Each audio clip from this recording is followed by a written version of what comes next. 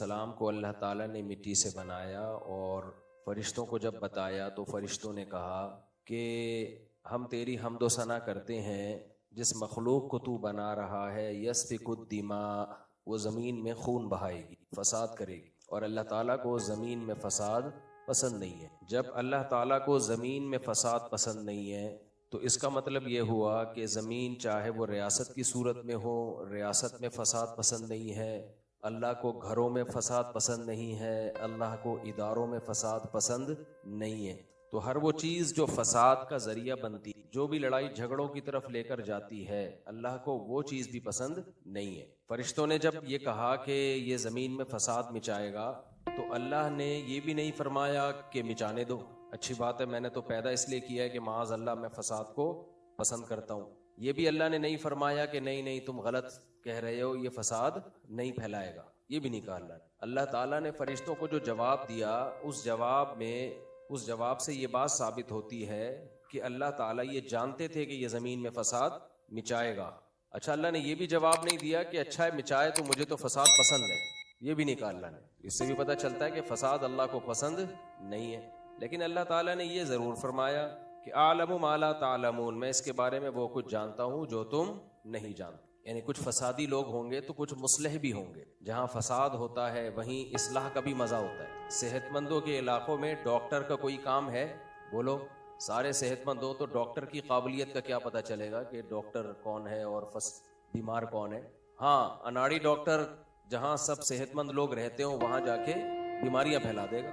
अनाड़ी डॉक्टर, अनाड़ी हकीम, या 2 नंबर डॉक्टर 2 नंबर हकीम, वो फसाद फैला देगा ज़रूर। तो जैसे सेहतमंदों के इलाकों में किसी हकीम या डॉक्टर की कोई वैल्यू नहीं होती, वैल्यू वहाँ होती है जहाँ लोग बीमार हों। वहाँ डॉक्टर की काविशों का पता चलता है कि तुमने बीमारियाँ दूर करने में तुम्हारा क्या किरदार है।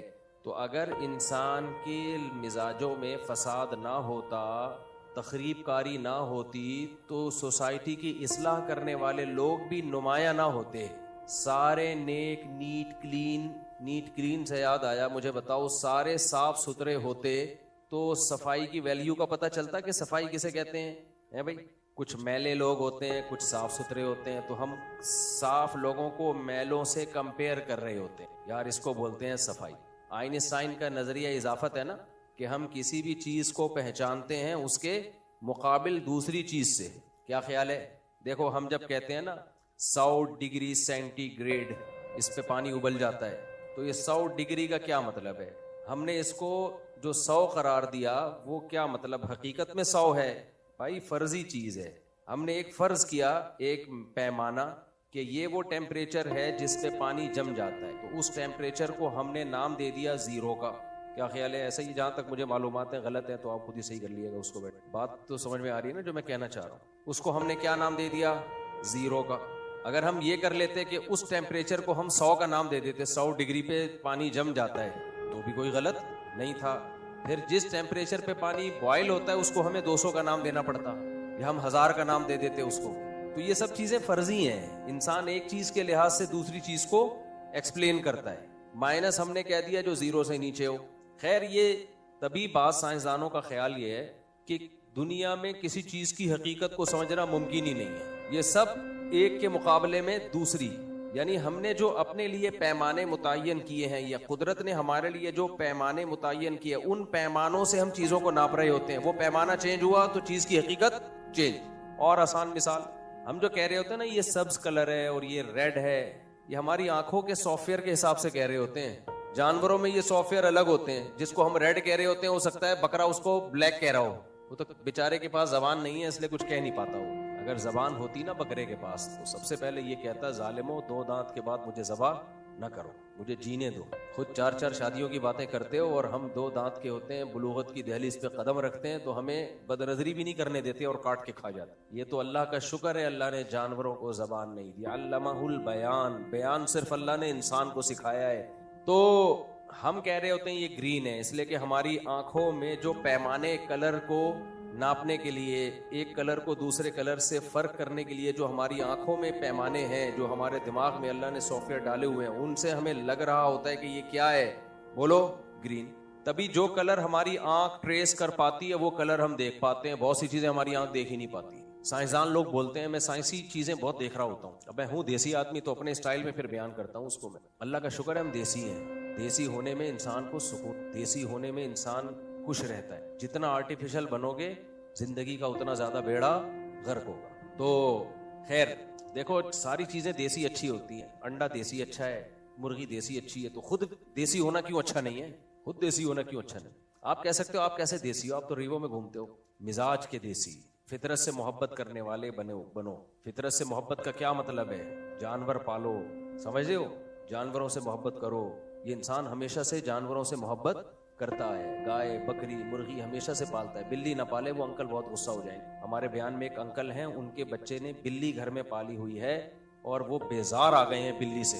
अपने बेटे को कह रहे हैं या तो इस घर में बिल्ली रहेगी या मैं रहूंगा। तो बच्चा कह रहा है अब्बा बिल्ली रहेगी, आप निकल जाओ। ये हालात हो गए हैं घर में।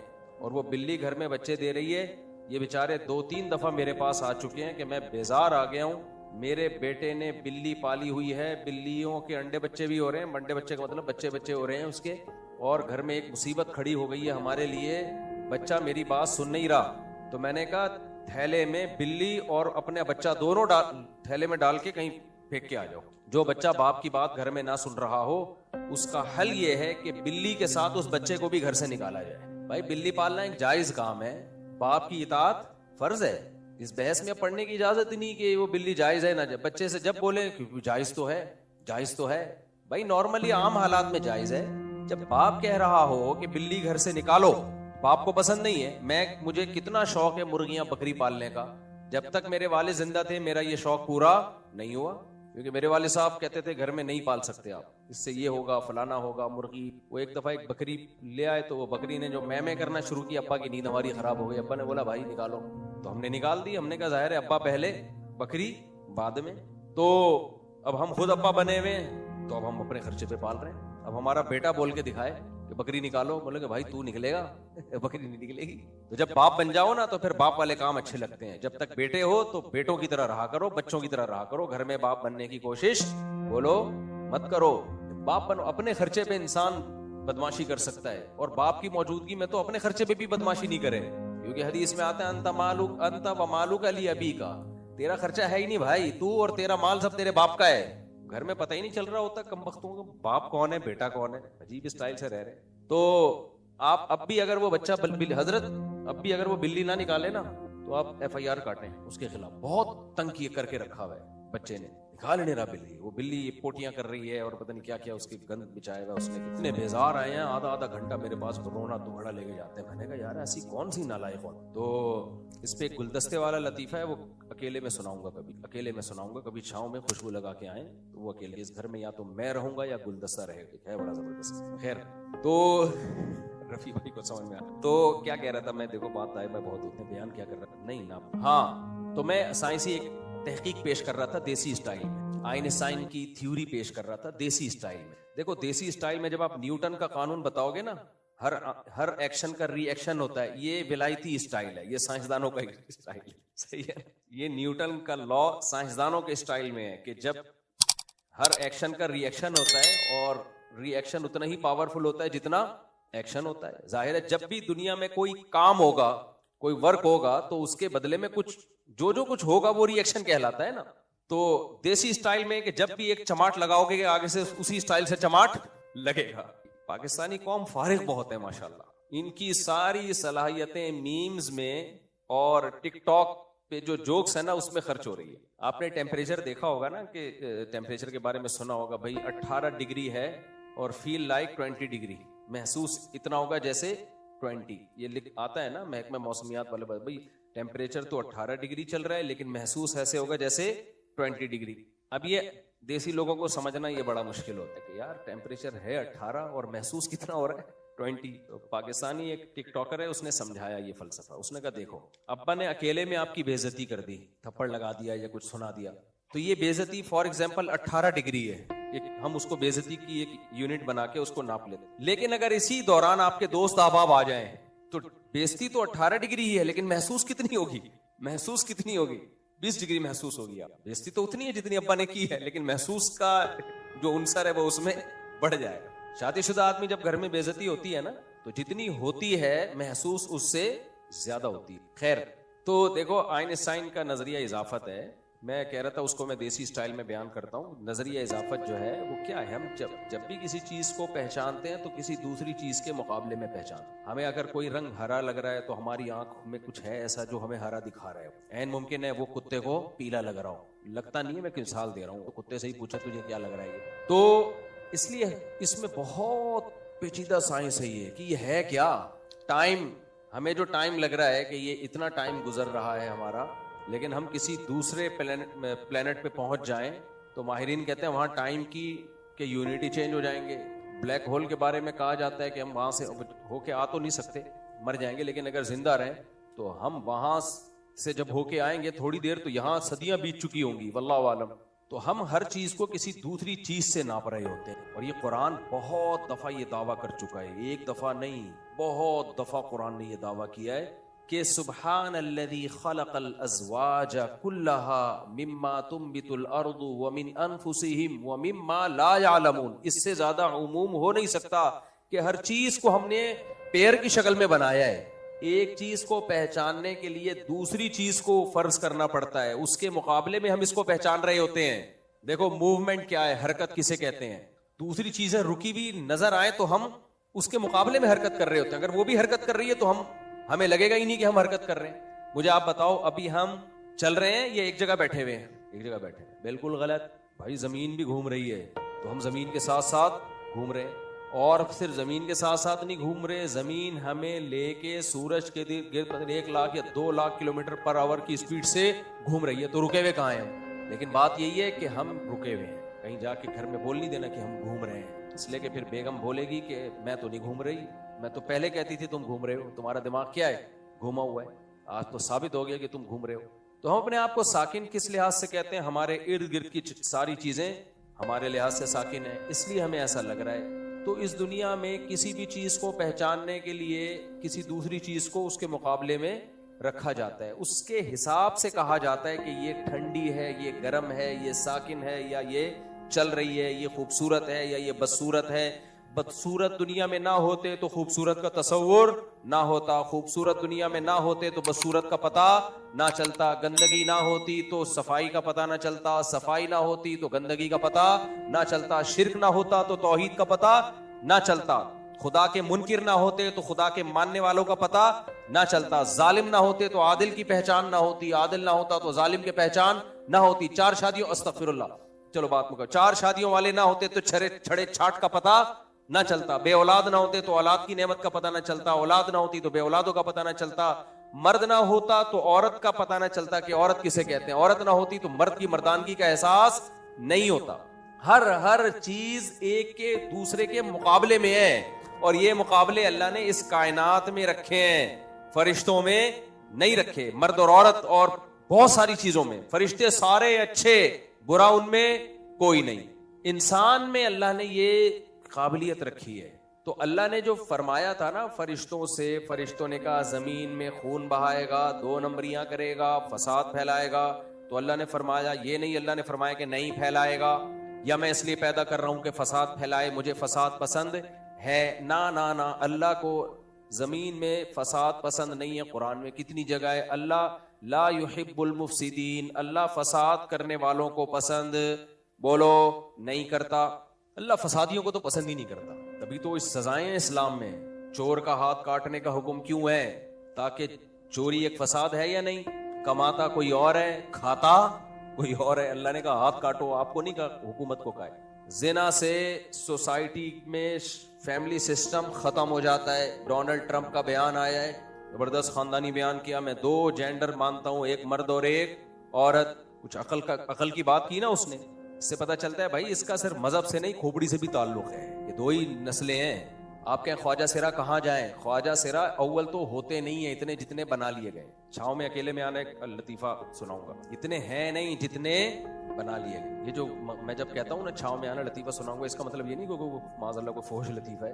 बाज ऐसे होते हैं कि वो पब्लिक अफोर्ड नहीं कर पाती, तो वो उनकी मेंटेलिटी से ऊपर के लतीफे होते हैं। वो लतीफा सुना के उसको एक्सप्लेन करना पड़ता है। अगर मैं अभी शुरू कर दूंगा बयान सारा, तो इसलिए मैं कहता हूँ छाव में खुशबू लगा के आना, मैं तो सोच रहा हूँ लतीफे बेचना शुरू करूंगा अपने अकेले, बिजनेस बन जाएगा ठीक ठाक। फ्री पॉकेट में छाऊं मैं अकेले में सुना रहा हूँ तो मैं लोगों को, भाई एक लतीफे पे आदमी पैसे तो ले यार। तो दो ही जेंडर है, डोनाल्ड ट्रंप का बयान आया है, एक मर्द और एक औरत। खानदानी बात की, खुद आदमी है डोनाल्ड ट्रंप, क्या है, आदमी है, और उसके बच्चे भी हैं, 5 बच्चे मैंने सुना है। तो नेचर के करीब है नेचर के, तभी तो बीवी भी है, बच्चे भी हैं, और कह रहे हैं मैं सिर्फ मैरिज को मानता हूं कि औरत से शादी हो, इसके अलावा किसी रिलेशन को नहीं मानता। क्या डोनाल्ड ट्रंप मुसलमान है? ना ना ना ना, जो गैर मुस्लिम भी खोपड़ी को सही इस्तेमाल करेगा ना, चाहे वो हिंदू हो, चाहे वो सिख हो, चाहे वो ईसाई हो, इसके लिए मजहबी होना जरूरी नहीं है, खोपड़ी का दुरुस्त होना जरूरी है। वो यही बातें करेगा कि मर्द और औरत का मिलाप विदाउट मैरिज, इससे फैमिली सिस्टम तबाह होता है, और फैमिली सिस्टम तबाह होने से क्या होता है, इंसान और जानवरों का फर्क खत्म हो जाता है, नेचर से बगावत हो जाती है, लोग डिप्रेशन में, तन्हाई का शिकार हो जाते हैं, बर्बाद हो जाते हैं, बुढ़ापा ऐसी की तैसी, जवानी की भी ऐसी की तैसी, सिर्फ बुढ़ापा नहीं। अच्छा खैर, तो अगर जमीन में बुराई ना होती तो जमीन में हमें अच्छाई का पता ना चलता, बुज़दिल ना होते तो बहादुरों को अवार्ड ना मिलते, सुस्त ना होते तो चुस्त की वैल्यू भी खत्म, मोटे ना होते तो पतलों का कैसे पता चलता कि ये पतला है, और पतले ना होते तो मोटों का कैसे पता चलता कि ये मोटे पे भी एक लतीफा है, इस पे $1000 बनते हैं, ऐसा खानदानी लतीफा है ना। नहीं, यहां सुनाने का $1000 कम से कम, 1000 बहुत कम है, जैसा लतीफा है ना, आप बोलोगे मुझसे $50,000 बनते थे इस पे, वही मोटे पेट वाला ना, वो टाइट है ना, सुना नहीं देना, कॉपीराइट है किसी और को, जिनको मैंने अकेले में सुनाया हुआ है तो कॉपीराइट मेरे पास है, किसी और को नहीं सुना सकते, इजाजत नहीं है मेरी तरफ से, सुनाया स्ट्राइक दूंगा मैं, अपने तौर पे भी सुना दिया, यानी केस करूंगा कि ये लतीफे पे राइट किसका था, ये मेरा राइट। खैर जी, तो इसका मकसद क्या है मेरे भाई, ये जो मैं बता रहा हूं कि तो आइंस्टाइन का नजरिया इजाफा था ना, कुरान क्या कहता है, सुब्हानल्लज़ी खलक़ल अज़वाजा कुल्लहा, हर ऐब से पाक है वो जात, क्योंकि उसका बड़ा कमाल है। खलक़ल अज़वाजा कुल्लहा, ज़ौज जोड़े को कहते हैं, पेयर को कहते हैं। अच्छा, जोड़ों की 2 किस्में होती हैं, एक तो पेयरिंग करके नहीं, जो परिंदे रह रहे होते, सिर्फ इसको नहीं कहते, एक दूसरे के मद्दे मुकाबिल को भी पेयर कहा जाता है, जोड़ा कहा जाता है। काले के मुकाबले में क्या है, सफेद, तो ये भी पेयर हैं, जोड़े हैं। व्हाइट की अपोजिट क्या होती है, ब्लैक। यख ठंडा, उसके मुकाबले में बिल्कुल गर्म, तो ये भी जोड़े हैं। किसी चीज पे पॉजिटिव चार्ज है, किसी चीज पे नेगेटिव चार्ज है, ये दोनों क्या हैं, ये भी जोड़े हैं।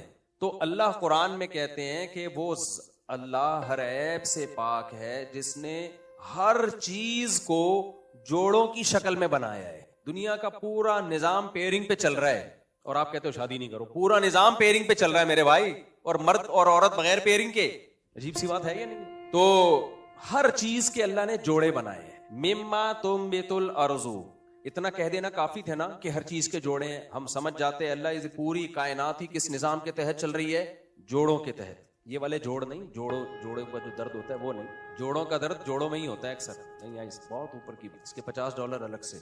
जोड़े समझते हैं ना, मियाँ बीवी जोड़े होते हैं ना, तो जोड़ों का दर्द उन्हीं में होता है, जोड़ों में। अकेले रंग चेहरे का दर्द कैसा है, आईना गर्द कैसा है, काम घुटनों से जब लिया ही नहीं, फिर ये घुटनों में दर्द कैसा है। अच्छा खैर, तो मिम्मा तुम बितुल अर्ज, अल्लाह ने जब हमें कह दिया हर चीज, आज रफी भाई को बड़ी हंसी है, अल्लाह ने कुरान में कह दिया हर चीज मैंने जोड़ों की शक्ल में बताई है, तो आगे एक्सप्लेन करने की जरूरत नहीं है ना, हमें यकीन आ गया। लेकिन अल्लाह ने कहा ना ना ना, तुम्हें यकीन नहीं आएगा, क्योंकि जब ये कुरान नाजिल हुआ 1400 साल पहले, उस वक्त बहुत सारे साइंसी हकाइक से पर्दा उठा नहीं था, तो लोग कह सकते थे कि अल्लाह ताला की मुराद ये है कि अल्लाह ने महमूद को बनाया तो महमूदा को भी बनाया, वहीद को बनाया तो वहीदा को भी बनाया, आरिफ को बनाया तो आरिफा को भी बनाया, सईद को बनाया तो सईदा को भी बनाया, ये मतलब है जोड़ों का। ना ना ना, अल्लाह ने कहा मिम्मा तुम बितुल अर्ज, जमीन से जो कुछ उगता है उसका निजाम भी किस पर है, पेयरिंग पर है, उसमें भी नर मादा है। मिम्मा तुम बितुल अर्दु वमिन अनफुसिहिम, खुद तुम्हारे अंदर भी जोड़ों का पूरा एक निजाम है।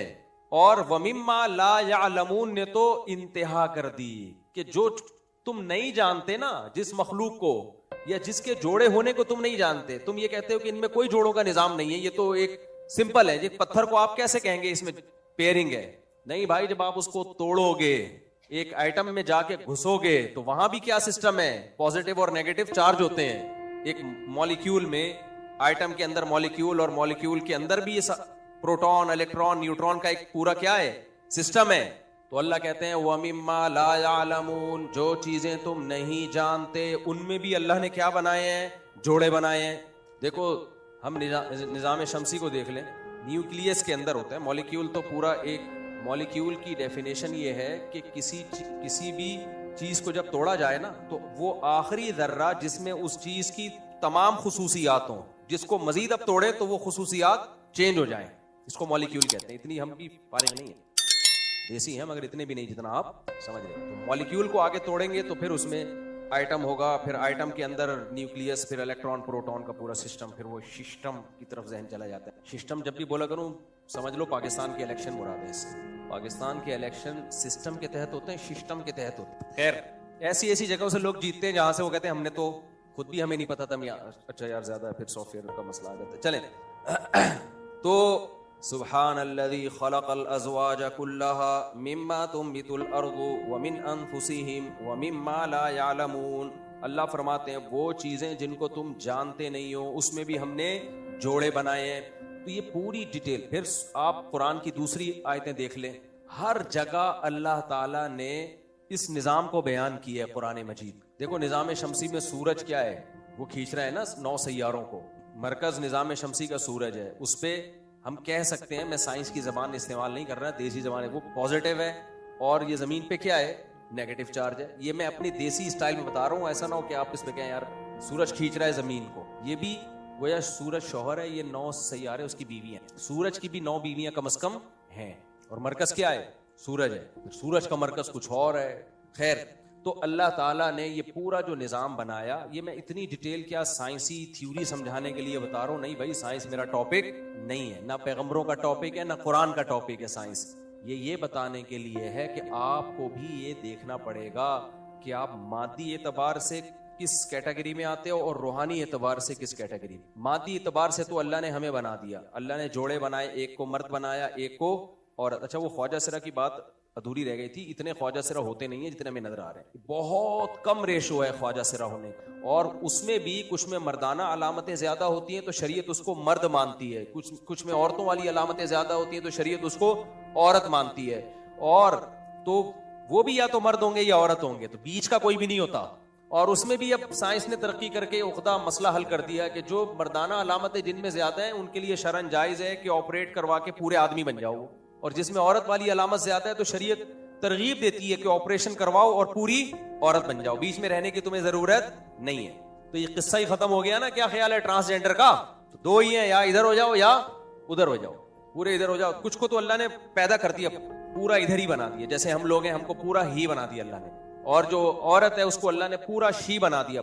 बहुत थोड़े से लोग होते हैं जो थोड़े से कंफ्यूज होते हैं, तो वो भी एक तरफ हो जाए तो ये किस्सा क्या हो जाएगा, बोलो खत्म, ट्रांसजेंडर का किस्सा ही खत्म। तो इसलिए डोनाल्ड ट्रंप ने बड़ी अच्छी बात की, भाई 2 ही जिन्स को मानता हूं मैं, या इधर या उधर, खानदानी बात की। तो ये मैं इतनी डिटेल इसलिए बता रहा हूं कि जिस्मानी एतबार से तो अल्लाह ने हमें खुद बता दिया कि तुम किस तरफ हो, आदमी हो या औरत हो। रूहानी एतबार से भी हमारी बहुत सारी किस्में हैं। कुछ चीजें ऐसी होती हैं जो हमें अच्छा बनाने के लिए जरूरी, सच्चा होना, साफ सुथरा होना, फेथफुल होना, वफादार होना, इसी तरह भाई बहादुर होना, सखी होना।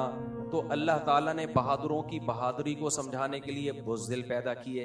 अल्लाह ताला ने मुनाफिकों की मुनाफिकत को समझाने के लिए 1 नंबर लोग पैदा किए, और मुकाबले में मुनाफिक भी पैदा किए। बोलते कुछ हैं, दिल में कुछ और होता है। ऐसे मुनाफिक होलसेल के हिसाब से मार्केट में मौजूद मिलेंगे आपको।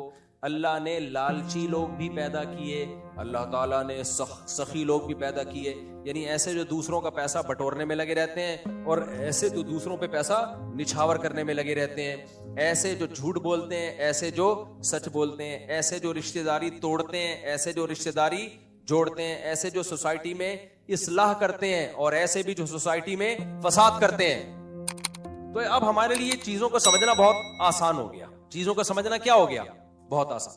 हम अच्छे लोगों में या बुरे लोगों में, इसको देखने के लिए अब हमें बहुत आसान एक क्राइटेरिया है कि बुरों को देख लो, उसके उलट बन जाओ। क्या ख्याल है, खानदानी हो गया कि नहीं हो गया काम? भाई आपको अपनी सोसाइटी में नजर आ जाएंगे, बुरों को देख लो, खुद आपको अंदाजा होगा। देखो दूसरों को देख के कैसे अंदाजा होता है? इंसान को अपनी बुराई बुराई लगती नहीं है। हमेशा वो बुराई जब दूसरे में होती है तो फौरन आपके सिग्नल काम करना शुरू कर देते हैं, यार ये तो गलत है, ये क्या है गलत। तो बस देख लो, जब मैं दूसरे के बारे में कह रहा हूं कि ये गलत है, तो इट मीन्स कि मेरे अंदर अगर ये बुराई होगी तो मैं भी क्या हूंगा? गलत। दूसरे के बारे में देख लियो, बहुत बेहतरीन मयार है कि दूसरे को सामने रख के अपने आप को परखा करो। अपनी बुराई तो इंसान उसकी तावीलात कर रहा होता है, एक्चुअली करके ना उसको घुमा रहा होता है। अपनी बुराई कभी बुरी नहीं लगती। जब वॉशरूम जाते हैं वहां घंटों घंटों बैठ के आते हैं, स्मेल नहीं आती वहां पे। दूसरा आए और आप जाओ, कैसी नाक पकड़ के बाहर निकलता है, यार पानी सही तरह बहा देते। कहते हैं कि नहीं कहते? एग्जॉस्ट तो कर लेते। क्या मतलब भाई? रिपोर्ट तो एक ही है। जो रिपोर्ट आपने पेश की वही रिपोर्ट। क्या ख्याल है भाई? जो रिपोर्ट आपने पेश की है वही रिपोर्ट उसने पेश की है, और हो सकता है उसकी रिपोर्ट आपकी रिपोर्ट से अच्छी हो, आपका पेट खराब हो, आपकी रिपोर्टें क्लियर ना हो, लेकिन दूसरे की रिपोर्ट पे उल्टी आती है, अपनी रिपोर्टों पे कुछ भी नहीं होता। वॉशरूम में कुंडी लगा के बैठ जाता है, भूल जाता है कि मैं किस सिलसिले में हाजिर हुआ था। ये बहुत बड़ी दलील है कि अपना गंद इंसान को गंदा नहीं लगता, दूसरे का छोटा सा गंद भी इंसान को बहुत बुरा लगता है। ये हकीकत है, ये फितरत है इंसान की। तो इससे हमें क्या पता चलता है भाई? आप जब वॉशरूम में जाते हो, स्मेल, थोड़ी नामुनासिब मिसाल है, लेकिन मिसाल तो वाज़े क्लियर हो तो बेशक नामुनासिब हो, तो वही मुनासिब है जो क्लियर हो। आप जैसे वॉशरूम में जाते हो कितना गुस्से होते हो, कमबख्त पानी क्यों नहीं बहा के आया, एग्जॉस्ट फैन क्यों नहीं चलाया। तो इससे फौरन अंदाजा होना चाहिए आपको कि भाई मुझे जो अपनी रिपोर्ट बुरी नहीं लग रही थी वो इसलिए कि वो मेरी थी। इसका मतलब मैं अगर ये काम करूंगा तो दूसरे को भी इतना ही गुस्सा आएगा जितना मुझे गुस्सा आ रहा था। दूसरे के अमल से पता चलता है, कंपेयर करें आप। तो ऐसे ही मेरे भाई, जो अखलाकी बुराइयां होती है ना, अखलाकी काइंडली अखलाकी बुराइयां, वो भी अपनी बुरी नहीं लग रही होती, दूसरे की बहुत ज्यादा बुरी लग रही होती। आप झूठ बोल के माल बेचते हो तो होता यह है कि आप तो मजबूर होते हो, एक्चुअली महंगाई इतनी है, सारे झूठ बोल रहे हैं, तो आप थोड़ी देर के लिए अपने आप को कस्टमर की जगह रखें कि मैं कस्टमर हूं और ये जो कस्टमर है ये दुकानदार, यही पतलून खरीदने के लिए मैं उसके पास आया हूं, और ये न्यू कराची में बनी है और इस कमबख्त ने मेड इन जापान लिखा हुआ है इसके ऊपर, और अब ये मुझे बेच रहा है, और मैं इससे कह रहा हूं कि झूठ क्यों बोल रहे हो। तो ये दलील दे रहा है कि महंगाई की वजह से सच बोल के माल बेचना बहुत मुश्किल। तो मेरा एटीट्यूड क्या होगा? मैं कहूंगा वेल डन, थैंक यू। महंगाई में ऐसा ही करना चाहिए, वरना भूख से मर जाओगे। क्या आपका रिएक्शन ये होगा? बोलो ना। आपको गुस्सा आएगा, ओए तो क्या तेरे हक में महंगाई है? हम क्या सोने के निवाले खा रहे हैं? हमें क्यों उल्लू बना रहे हैं इस महंगाई में? कि हम भी इसी मुल्क के शहरी नहीं है? कि हम भी इंसान नहीं है? कि हमारे बच्चे नहीं है? हमें क्यों झूठ बोल रहा है भाई? कितने हमने वाकयात सुने हैं।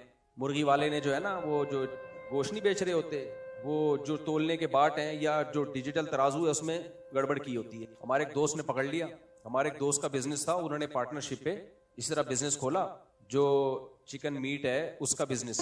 तो एक किसी खातून को पता चल गया कि ये पार्टनर है उसके, बहुत बड़ी दाढ़ी थी उनकी। वो खातून गोश्त लेकर आई और कहा कि आपकी पार्टनरशिप पे जो शॉप है, मैंने वहां से ये मीट खरीदा है 10 किलो या 15 किलो, मैंने घर में एक अलग तराजू रखा हुआ है, जब उस पे आके नापा तो 2-3 किलो का फर्क आ रहा है इसमें। कहीं मुझे पता चला आप पार्टनर हैं इसमें। तो वो आ गई, तो वो साहब ने मुझे बताया कि मैं दुकानदार के पास गया कि भाई तू मुझे बदनाम कर रहा है। तो कहते हैं उसने बातों को घुमा दिया। जब वो खातून चली गई, कहते हैं साहब आप जैसे बेवकूफ लोगों का काम नहीं है बिजनेस करना। अल्फाज थे उसके, साहब आप जैसे बेवकूफ लोगों का काम बिजनेस करना नहीं है। ये तो सब करते हैं 2-4 किलो का फर्क, वरना तो भाई इतना तो गुजारा कैसे होगा? साहब आप नहीं कर सकते। उन्होंने कहा भाई तू मेरा बाप है जो मुझे समझा रहा है? तुझे कहा है कि भाई नहीं चलता तो बंद करो इस बिजनेस को, कोई और काम करेंगे हम। तो यही 10-15 किलो गोश्त में अगर 2-4 किलो की डंडी मारी जाती। अब देखो ये जो कमेलों में जानवर कट रहे हैं पाइप के जरिए ना, प्रेशर के जरिए, देखो और आसान मिसाल, ठेकेदार से हमेशा, जो बिल्डर होता है ना, उससे हमेशा वो घर खरीदो जो कमबख्त ने अपने लिए बनाया है। जो दूसरों के लिए बनाया वो घर कभी भी ना खरीदो। नहीं आई समझ? बहुत गहरी बात। जो ठेकेदार आदमी जो बेचने के लिए जो घर बनाता है वो नहीं लो उससे, उसमें ऊपर तो बहुत फिनिशिंग होगी, लेकिन आप घड़ी लगाने के लिए जब कील ठोकोगे ना उसमें, तो पूरा प्लस्तर उखड़ के बाहर गिरेगा। ये तजर्बे हैं हमारे। प्लस्तर हो क्या होगा? उखड़ के बाहर आए। तो लेकिन जो घर अपने लिए बना, उसमें आप ड्रिल मशीन से भी सुराख करोगे तो प्लस्तर नहीं। समझते होगे नहीं समझते? मैकेनिक आपका अपना होगा, मोहल्ले पड़ोस का तो ईमानदारी से काम करेगा। चलते फिरते रास्ते में किसी मैकेनिक से कोई काम करवा दिया आपने तो जुगाड़ करके दे देगा आपको, बाइक आप या गाड़ी आपकी जुगाड़ करके। लेकिन यही काम कोई ड्रामा उसके साथ करे तो उसका मीटर घूम जाएगा। अब मैं असल मेरा टॉपिक था आज वो था फसादी और गैर फसादी। असल बात तो मैं ये लेके चला था। तो इसी तरह मेरे भाई ये समझना कि मैं फसादी हूं या नहीं हूं, इसका पता जब चलता है जब आपको अपने जैसे किसी फसादी से वास्ता पड़ जाए। समझ रहे हो? बड़ी मजे की बात है। इस पे भी $2000 बन, अस्तगफिरुल्लाह। यानी अपने जैसे किसी फसादी से आपका वास्ता पड़ जाए जो बिल्कुल आप जैसा हो। ओहो, मैं अपने आप को भी इसमें शामिल कर रहा हूं। हमको अपने जैसे फसादी से वास्ता पड़ जाए तो फिर हमें पता चलता है कि हम कितने बड़े फसादी। कैसे? फसादी की सबसे पहली अलामत क्या होती है? अपने इख्तियारात से तजावुज करता है। देखो फसादी की दो किस्में होती हैं। एक तो वो फसादी जो कहता है मैं हुई फसादी, जो क्या कहता है मैं हुई फसादी। जैसे ये डाकू चोर, ये तो अपने आप को मानते हैं भाई हम तो चोर हैं, उनको फखर है। एक चोर को पकड़ा ना, कोर्ट में पेश किया गया तो कोर्ट ने कहा कमबख्त तूने ऐसे फुर्ती से चोरी की है, किसी को कानो कान खबर नहीं हुई। थैंक यू सर, आप पहले आदमी हैं जिन्होंने मेरे पेशे की तारीफ। तो उसको अपने चोर होने पे क्या था, जेब कुतरे मुकाबले कर रहे होते हैं। अबे तू पकड़ा गया, मैं तो कभी पकड़ा नहीं गया, तो ऐसे जेब में हाथ डालता हूँ, ऐसे पैसे निकालता हूँ, बड़े बड़ों को उल्लू बनाता हूँ। वो सिखा रहे होते हैं पैसे लेके। तो एक फसादी वो होता है जिसको पता होता है कि हम क्या हैं, फसादी हैं, हम सोसाइटी में फसाद मिचा रहे हैं। उनका काम है बाकायदा ऑर्डर पे लड़वाने के लिए उनको रखा जाता है। ये कम दर्जे के फसादी। एक फसादी वो होते हैं जो इस्लाह का लेबल लगा के सोसाइटी में फसाद करते। ये फसादी सोसाइटी में ज्यादा नहीं बल्कि बोलो बहुत ज्यादा, बहुत ज्यादा। अच्छा, इनकी भी फिर दो किस्में हैं। इनकी भी फिर कितनी किस्में हैं? दो।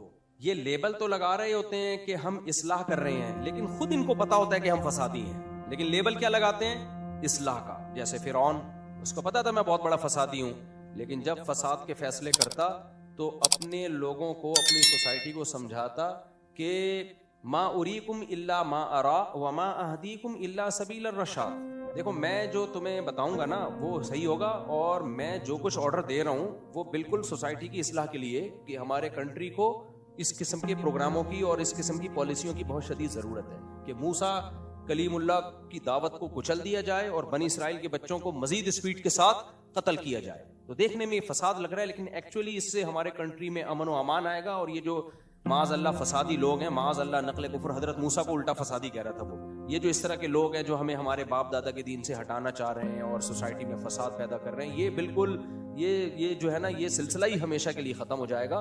तो इसलिए ये जो नसीहतें मुझे कर रहे हो कि ये अल्लाह के पैगंबर हैं, तौहीद की दावत दे रहे हैं और बच्चों को कत्ल करने से रोक रहे हैं और जुल्म करने से रोक रहे हैं, ये हमें नहीं बताओ। मैं जो फैसला करूंगा वो सोसाइटी के लिए क्या होगा अच्छा। हालांकि फिरौन को पता था कि मैं झूठ बोल रहा हूं। पता था कि नहीं पता था? उसको पता था कि भाई ये सब रियासत के हुकूमत के लिए और सब लोगों को उल्लू बनाने की बातें। तो ये वो फसादी है जिसको पता है कि मैं फसादी हूं, लेकिन वो लेबल सोसाइटी में क्या लगा रहा है, इस्लाह का। तो ये भी बहुत बड़े फसादी होते हैं। इससे भी बड़े फसादी पता है कौन होते हैं? जो लेबल इस्लाह का लगाते हैं और समझते भी यही है कि हम इस्लाह कर रहे हैं, लेकिन इस्लाह के बजाय सोसाइटी में क्या हो रहा होता है, बेतहाशा फसाद। क्योंकि उनका तरीक़ेकार ऐसा होता है जिस तरीक़ेकार से कभी किसी सोसाइटी की इस्लाह हुई नहीं है। ना उससे घर ठीक हो सकता है, ना कोई इदारा ठीक हो सकता है, ना उस तरीक़ेकार से कोई मुल्क ठीक हो सकता है, ना दुनिया ठीक हो सकती है। ये सबसे डेंजरस फसादी होते हैं। समझ में आ रही है बात? ये कौन लोग होते हैं? तीन किस्में समझ में आ गई? दोबारा से रिपीट कर देता हूं। ये फसादियों की तीन किस्में हैं। पहली किस्म जो तरीका भी फसाद वाला, लेबल भी फसाद वाला, और वो पता भी उनको होता है कि हम हैं ही फसादी। डाकू चोर इस टाइप के जितने लोग हैं सोसाइटी में, जिनको बाकायदा भेजा जाता है लड़वाने के लिए, तलाक़ें दिलवाने के लिए मियाँ बीवी में, उनको पता होता है। जैसे ये आमिल लोग नहीं होते, आमिल, इनको भी अपने बारे में सब पता होता है कि हम क्या कर रहे हैं। दूसरा क्या होता है, दूसरे वो लोग होते हैं जो लेबल इस्लाह का लगाते हैं, लेकिन उनको पता होता है कि हम इस्लाह नहीं कर रहे, हम क्या हैं, फसादी। लेकिन फसाद को इस्लाह कह के सोसाइटी में उल्टे काम कर रहे होते, जैसे इनका बच्चा बिल्ली पाली हुई है जिसने। अच्छा, तीसरा ये जो लेबल भी इस्लाह का लगाते हैं और उनका अपने बारे में ख्याल भी यही होता है कि हम क्या कर रहे हैं, इस्लाह, लिहाजा बड़े इखलास से इस्लाह का काम कर रहे होते हैं, लेकिन काम करने का तरीका वो होता है जो ठीक नहीं होता।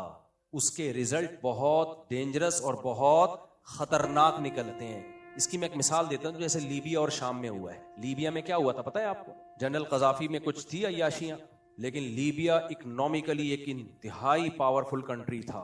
बड़ी ताकतों की आंखों में आंखें डाल के बात किया करता। वहां की आवाम बहुत स्टेबल थी, शादी पे पैसे मिला करते, बच्चों पे अलाउंस मिला करते। जो नौजवान पढ़ना चाहते यूरोप अमेरिका, हुकूमत के खर्चों पे उनको भेजा जाता। बड़ी ताकतों ने देखा कि है एक इस्लामी मुल्क, इस इस्लामी कंट्री में खराबी है कि इसका सदर अय्याश है। इसका सदर क्या है? अय्याश है। तो मुल्क मजे उड़ा रहा है, तो इस मुल्क की कमजोरी से नाजायज फायदा उठाओ और पब्लिक को ये समझाओ कि ये सब खा गया। इसने क्या किया? सब खा गया। ये तो इसको खिलाफ उठो। लोग देख नहीं रहे थे कि हम जब इसके खिलाफ उठेंगे तो क्या लीबिया हमारे हाथ में आएगा या बड़ी ताकतों के हाथ में आएगा? ना, ये नहीं देखा पब्लिक ने। आज आप वीडियोस उठा के देख लो माजी की। नौजवान तबका जो है ना, ये सोसाइटी की बहुत अच्छी इस्लाह भी कर सकता है, लेकिन चूंकि यंगस्टर होते जज्बाती हैं, किसी सोसाइटी को तबाह करवाना हो ना तो भी इनसे ही होगा। इनकी हमाकतों से भी फायदा, जज्बात, हमाकत समझ, जज्बात से भी फायदा उठाया जा सकता है। हर वक्त लड़ने मारने पे आ जाते हैं। तो रिजल्ट क्या हुआ? तहरीकें शुरू। ओ भाई, शरीयत इस बारे में क्या कहती है? हाकिम अगर अय्याश हो, गलत है, नहीं होना चाहिए, लेकिन उसकी पर्सनल मामला है ये। आप ये देखो, जब आप उसके खिलाफ बगावत करोगे तो क्या आपके पास कोई ऑल्टरनेट है? अगर है तो सुभान अल्लाह, जरूर करें आप। लेकिन आपके पास क्या पॉलिसी है पहले से? क्या आपके पास कोई फ्रेमवर्क क्या है? स्ट्रक्चर क्या है आपके पास? कौन संभालेगा स्टेट को? ऐसा तो नहीं कि इससे बड़ा कोई मुसल्लत हो जाए। मगर लीबिया की जो यंगस्टर थे उनको ये बात समझ में नहीं आई। संजीदा उलमा ने समझाया, छोड़ दो भाई इसको अपने हाल पे। हाकिमों में अक्सर याश ही गुजरे हैं, बहुत कम नेक लोग गुजरे हैं। उससे अल्लाह हिसाब ले लेगा। हमने स्टेट को देखना है, रियासत को देखना है। नहीं समझ में आती है कि सब जो भी इस तरह की बात करता सोसाइटी में इसलाह की, उसको हुकूमत का पिट्ठू कहा जाने लगा। लगता है ये भी डॉलर लेता है, लगता है ये भी पैसे लेता है। वो बेचारा सबूत पेश करता, मैं पैसे नहीं लेता, मेरा कोई लेना देना नहीं है, मैं रियासत बचाने के लिए कर रहा हूं। ना ना ना, ये सरकारी है।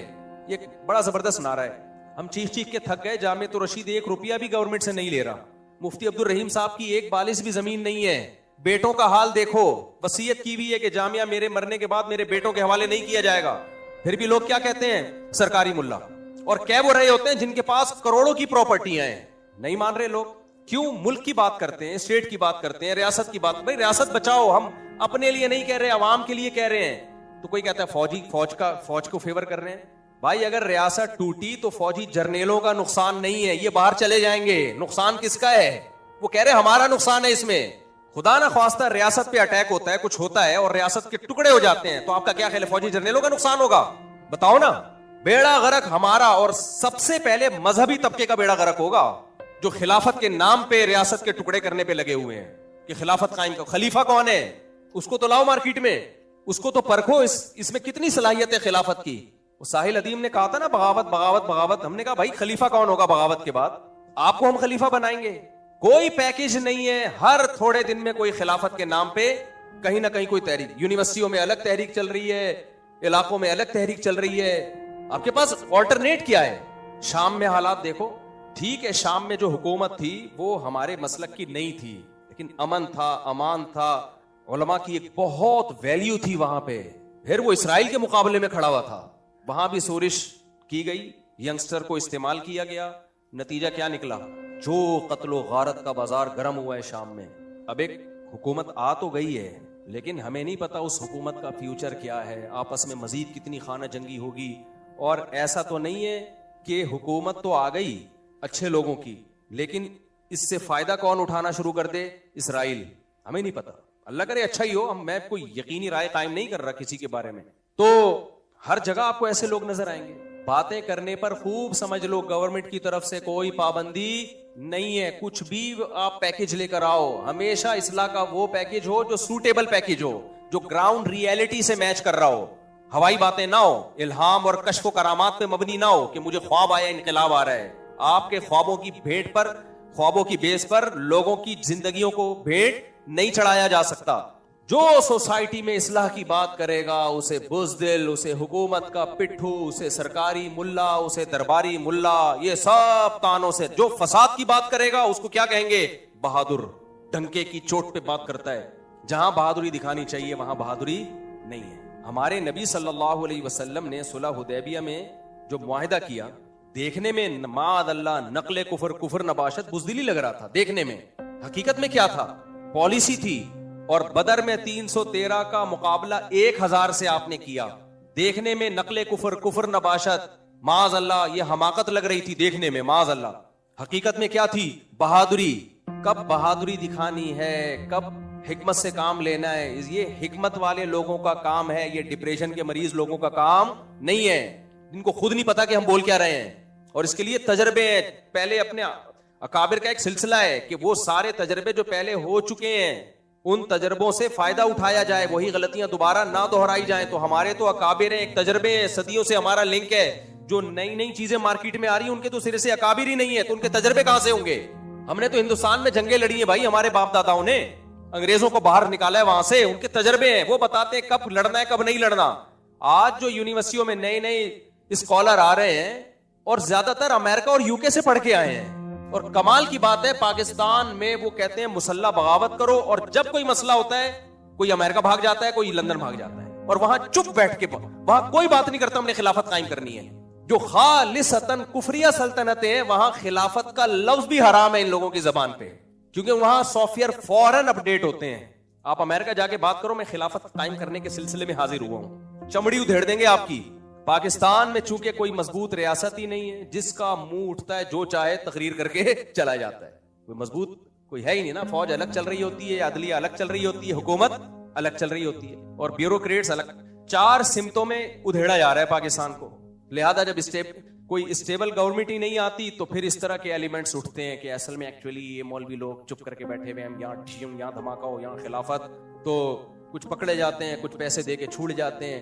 तो आप कह सकते हो कि जब ये हुकूमत यहाँ स्टेबल नहीं है तो फिर खिलाफत कायम होनी चाहिए। जब गवर्नमेंट स्टेबल नहीं है तो आप स्टेबल कैसे करोगे उसको? कमजोर हुकूमत में जब आप ऐसे उल्टा काम करोगे तो नतीजा वही निकलेगा जो लीबिया में निकले। ये हुकूमत किसी और के कंट्रोल में चली जाएगी जो आपसे ये सब कुछ करवा रहे हैं। वो चाहते हैं कि कमजोर है, देखो कमजोरों पे ही जंगलों में क्या होता है, जंगलों में इधर भाई खामोशी इख्तियार करें, ऊपर से बहुत आवाजें आ रही हैं। देखो जंगलों में क्या होता है, अभी मैं गया था ना अफ्रीका के जंगल में, तो शेर पतले हुए हुए थे और जानवर मोटे हुए हुए थे। मैं एक शेर के पीछे 3 दिन घूमा हूं, मैंने व्लॉग में भी दिखाया है। 3 दिन से बेचारे को एक निवाला नहीं मिला। 5-6 शेरनियां उसके साथ, पूरा परिवार घूम रहा है बेरोजगार। 2 भैंसों पे अटैक किया, आखिर में उम्मीद हुई तीसरे दिन ना, हमने कहा कुछ मिलेगा इसको, भैंसे भाग गए। वो मोटे ताजे थे। शेर ऐसे वापस आ रहा था शेरनियों के साथ जैसे किसी का जनाजा पढ़ के आ रहा हो वापस, मुंह लटकाए। क्यों? वहां के लोगों ने बताया कि अभी जंगल में हरियाली है, इससे हिरन और ये भैंसे मोटे हो गए हैं, पावरफुल हो गए हैं, शेर इन पे अटैक नहीं कर सकता, करता है तो ये भाग जाते हैं। उसने कहा जब आएगी ना खुश्क साली, साली से आपका दिमाग कहीं और चला जाता है, आप कहोगे नहीं हमारी तो हरी भरी साली है। खैर, खुश्क साली जब आएगी ना, जब खुश्क साली आएगी तो जब घास फूस कम होगी, जब बरसात का मौसम नहीं होगा, तो ये हिरन और भैंसे हो जाएंगे दुबले और शेर हो जाएंगे मोटे। आई बात समझ? शेर क्या हो जाएगा? मोटा। वजह उसकी है कि फिर उनसे भागा नहीं जाएगा। फिर शेर अक्सर इनका टाइम जो है ना भैंसों का और हिरन का कैलूले में गुजरेगा, ज्यादा टाइम आपस में बैठ के गपशप में गुजरेगा, घास फूस बेरोजगारी में गुजरेगा। तो बेरोजगार को यरगमाल बनाना आसान है। तो मुल्क की हालत हमारे वैसे ही पतली हुई हुई है। जब मुल्क कमजोर होता है तो फिर जो बड़ी ताकतें होती हैं उसको निवाला बनाने की कोशिश करती है। तो निवाला बनाने के लिए वो किसको इस्तेमाल करेंगे? बाहर से आके अटैक नहीं करेंगे। वो उनको पता है पूरा मुल्क हमारे खिलाफ लड़ाई के लिए खड़ा हो जाएगा। वो कहेंगे ये बेवकूफ लोग हैं, इनको समझाओ मुल्क में बदमनी है, कराची में गटर के ढक्कन नहीं है और ये नहीं है और वो नहीं है। तो लिहाजा साहिल अदीम साहब को खलीफा बना के मुल्क में क्या बर्पा किया जाए? इनकलाब। खड़े हो जाओ सारे असलहा लेके और मुल्क को कुचल दो। उससे क्या होगा मेरे भाई? वो हाल होगा कि बड़ी ताकतें मोटी हैं और मोटी हो जाएंगी और हम हिरन हैं, हम मार्केट से शार्ट हो जाएंगे। साहिल अदीम साहब मेरे लिए काबिल एहतराम है। मेरी स्टाइल है रद्द किसी पे करता हूं तो जरा इस स्टाइल से। मकसद किसी की जात पे तंज करना नहीं है, मकसद तो सिर्फ ये बताना है कि वो बंदा मुखलिस है लेकिन लोगों को गलत ट्रैक पे लेके जा रहा है इखलास। क्योंकि इल्म में कमाल नहीं है, इल्म होना काफी नहीं होता भाई, इल्म में रुसूख का होना जरूरी है। फिर आपका एक सिलसिला हो, तारीख से आप जुड़े हुए हो, क्या कुछ हो चुका है माजी में उससे लिंक करो। लोग जब हम ये बातें करते हैं तो लोग कहते हैं इसका मतलब जुल्म पे चुप करके बैठे रहे। ना ना ना ना, हम मुसल्ला बगावत के खिलाफ हैं। एहतजाज करो आप, जैसे बांग्लादेश में हुआ, वो बम लेके थोड़ी चढ़ गए थे। एहतजाज करो, किसने मना किया है? अपने जायज आप, मैं तो कहता हूं ये कराची में आप धरने दो भाई, कराची के हालात दुरुस्त हो। कौम जो करने का काम है वो कर नहीं रही है, चुप करके बैठी हुई है। हम बोल रहे हैं, चीख रहे हैं, आप निकलो सड़कों पे, धरने दो यार, ये गटर के ढक्कन लगाओ, ये गटर लाइनों को ठीक करो। बच्चे मर रहे हैं कि नहीं मर रहे टैंकों में? ये क्या हो रहा है भाई? तो इस पे आप आवाज उठाओ, जिस पे आवाज उठानी चाहिए, जो इस्लाह का पॉजिटिव तरीका है, मुअस्सिर तरीका है, उस पे चुप बैठे हुए हैं। और जो मुल्क की हालत वैसे ही पतली हो गई है उसको खाने में लगे हुए हैं। और फिर मुल्क को किसी एक तबके ने थोड़ी खाया है, सबने मिलके खाया है। तो वोट कौन देता है इनको? बोलते क्यों नहीं? हम लोग ही तो देते हैं। मैं नाम नहीं लेता, एक सूबे में मेरा जाना हुआ, मैंने कहा कि यार आपकी हुकूमत तो आपको खा गई है, निचोड़ दिया है, आप फिर इन्हीं को वोट क्यों देते हो? तो कहते हैं भाई कौम दूसरी कौमों से लड़ना है। यानी कौम परस्ती में आपने अपने सूबे का ही बेड़ा गर्क कर दिया यार, सिर्फ इसलिए कि दूसरी कौम का वजीर आजम ना आ जाए, जबकि आपको पता है कि मेरी कौम का आएगा तो मुझे और खाएगा। तो जिस कौम की यह हालत हो, खुदा ने आज तक उस कौम की हालत नहीं बदली, ना हो जिसको ख्याल आप अपनी हालत के बदलने, खुद ही बदलने का ख्याल नहीं है तो ठीक है भाई। फिर हमें पाकिस्तान एक नेमत मिला था, नेमते खुदादाद, गॉड गिफ्टेड, इस्लाम के नाम पे बना। इसको हम सब ने मिलके बेड़ा गर्क किया है, किसी एक इदारे की बात नहीं है। कुछ इदारे ज्यादा जिम्मेदार हैं, कुछ कम जिम्मेदार हैं। कुछ लोग हैं जो सोसाइटी में इस्लाह कर रहे हैं, कुछ यंगस्टर हैं यूनिवर्सिटियों में जो चाहते हैं इस्लाह, लेकिन उनकी कोशिशों को गलत ट्रैक पे ले जाया जाता है, जिससे इस्लाह के बजाय सोसाइटी में फसाद और ज्यादा बढ़ जाएगा और बढ़ रहा है। तो ये तो मैंने आपको बताया, मुल्क का बेड़ा गर्क करना हो तो इस्लाह का लेबल लगाओ और फिर इस तरह से काम करना शुरू करो। घर को तबाह करना हो उसका तरीका भी मैं आपको बताता हूँ, बेहतरीन पैकेज है मेरे पास, बेहतरीन। घर को तबाह करना हो मैं बताता हूँ, आप इसके बाद तलाक एसोसिएशन खोल सकते हैं। आप घर को तबाह करना हो तो भी इस्लाह का लेबल लगाया जाए। अल्लाह ने घर को सीधा रखने के लिए एक उसूल बता दिया, वो अल्लाह वाला उसूल हमें समझ में नहीं आ रहा। अल्लाह ने कहा ये जो मियाँ है, जिसको मियाँ कहा जाता है, ये कमबख्त, जैसे मुल्क का एक सरबरा होता है, वो अच्छा हो बुरा हो आपने इताअत किसकी करनी है? उस सरबरा। अब हम लाल बत्ती पे सिग्नल तोड़ दें, बोलें कि हमारे सदर ममलिकत चूंकि सरदारी हैं और किसी को वजीर आजम शहबाज शरीफ से भी इख्तलाफ हो सकता है, तो ये दोनों हमारे हुक्मरान हैं, मैं इनके कानून को मानता ही नहीं, लिहाजा मैं रियासत को मानता ही नहीं, मैं लाल बत्ती तोड़ता हुआ जाऊंगा। तो ये लॉजिक की बात होगी भाई? रियासत अच्छी हो बुरी हो, आपने इंतजामी चीजों में हुकूमती लॉ को फॉलो करना है आपने। तो घर भी एक इस्लाम कहता है कि स्टेट है, एक रियासत है। मियाँ कभी अच्छे होते हैं, कभी मियाँ बुरे होते हैं, लेकिन सरबरा रहता है वो कमबख्त। औरत ये कह के अपने शौहर की इताअत से जान नहीं छुड़ा सकती कि मेरा मियाँ अच्छा नहीं है। चलेगी भाई घर में किसकी? मियाँ की। अब खवातीन को इस्लाह के नाम पे फसाद में डाला जाता है। नहीं, ये क्या लगता है तुम्हारा, जितने इसके हुकूक हैं उतने ही तुम्हारे हुकूक हैं। बहुत सारी चीजों में रुकावट है, बहुत सारी। मैं एक एक का नाम लूंगा ना तो वो बहुत लंबी चौड़ी फहरिस्त है इसकी। बास केस हमारे पास आते हैं, बेगम साहिबा ने शौहर को 10 साल हो गए करीबी नहीं आने दिया, करीबी नहीं आने दिया, क्योंकि कोई फिजिकल प्रॉब्लम है बेगम में, उसको ख्वाहिश ही नहीं है, तो वो मियाँ घूम रहा है, वो जिना भी नहीं करता। बेगम ने कहा दूसरी शादी कर लो, कह रहे मेरे पास पैसे ही नहीं है ना मुझे कोई रिश्ता देगा, ना मेरे पास घर का इंतजाम है। तो अब बताओ सोसाइटी में फसाद, घर में फसाद होगा कि नहीं होगा? फिर वो गुस्से में आके बेगम को थप्पड़ मारता है, तो बच्चे बड़े हो गए हैं, वो देख रहे हैं मेरा बाप मेरी माँ को बोलो मारता है। फसाद बेगम मिचा रही है, बदनाम कौन हो रहा है? मियाँ। बदनाम मियाँ हो रहा है। वो कह रहे भाई मैं जिना की तरफ जा रहा हूँ। अगर औरत थोड़ी कुर्बानी दे दे, जो शरीयत ने हुक्म दिया, नबी सल्लल्लाहु अलैहि वसल्लम ने फरमाया जब मर्द बीवी की तरफ आना चाहे तो हदीस का मफहूम है बीवी के पास उसको रोकने का राइट बोलो नहीं है। बीमारी हो तो एक अलग बात है। तो ऐसा फसाद घर में, बेटे बाप के बागी हो गए, बच्चियां बाप की बागी हो गई। वो बेचारा सारी जिंदगी कमा कमा के खिलाया, घर बनाया, गैस बिजली का बिल दिया, शेल्टर दिया, और आखिर में जलील भी खुद ही हो गया। यही मामला उल्टा भी होता है, उल्टा भी मामला होता है। अल्लाह ने मर्द के जिम्मे लगाया, बेसिक नान नफका कौन देगा? औरत का बोलो, मर्द देगा। घर में बात करेगा, तमीज से बात करेगा। बाज लोग घर में जब आते हैं तो ऐसे जैसे चंगेज खान ने बगदाद पे हमला कर दिया, बेसिक नान नफका नहीं उठा रहे, बेगम का जेवर बेच के बोलो खा गए। अब जब घर में लड़ाई होती है, चीखो पुकार, तो फिर इस्लाम ने जो शोहर को हुकूक दिए वो पेश करना शुरू कर। इस्लाम ये कहता है कि औरत शोहर के सामने मत चीख। जैसे एक टिकटॉकर का भी आया है ना, एक टिकटॉकर का आया है अभी बयान, अपनी बीवी को मीडिया पे बदनाम कर रहा है और कह रहा है कि इस्लाम ने में 4 शादियां फर्ज हैं। अगर वो 4 शादी का लफ्ज इस्तेमाल ना करता ना तो मैं ये बात अभी आपके सामने ना करता, लेकिन वो 4 शादियों को बदनाम कर रहा है। कहते हैं इस्लाम में 4 शादियां फर्ज हैं और मेरी बीवी क्योंकि बहुत सादा है, बहुत देसी है, मुझे उसमें रग़बत नहीं है, और ऐसी है और वैसी है, फलानी है, डिमकानी है, लिहाजा मैं इसको तलाक देके 4 शादियां करूंगा, किसी मॉडर्न से।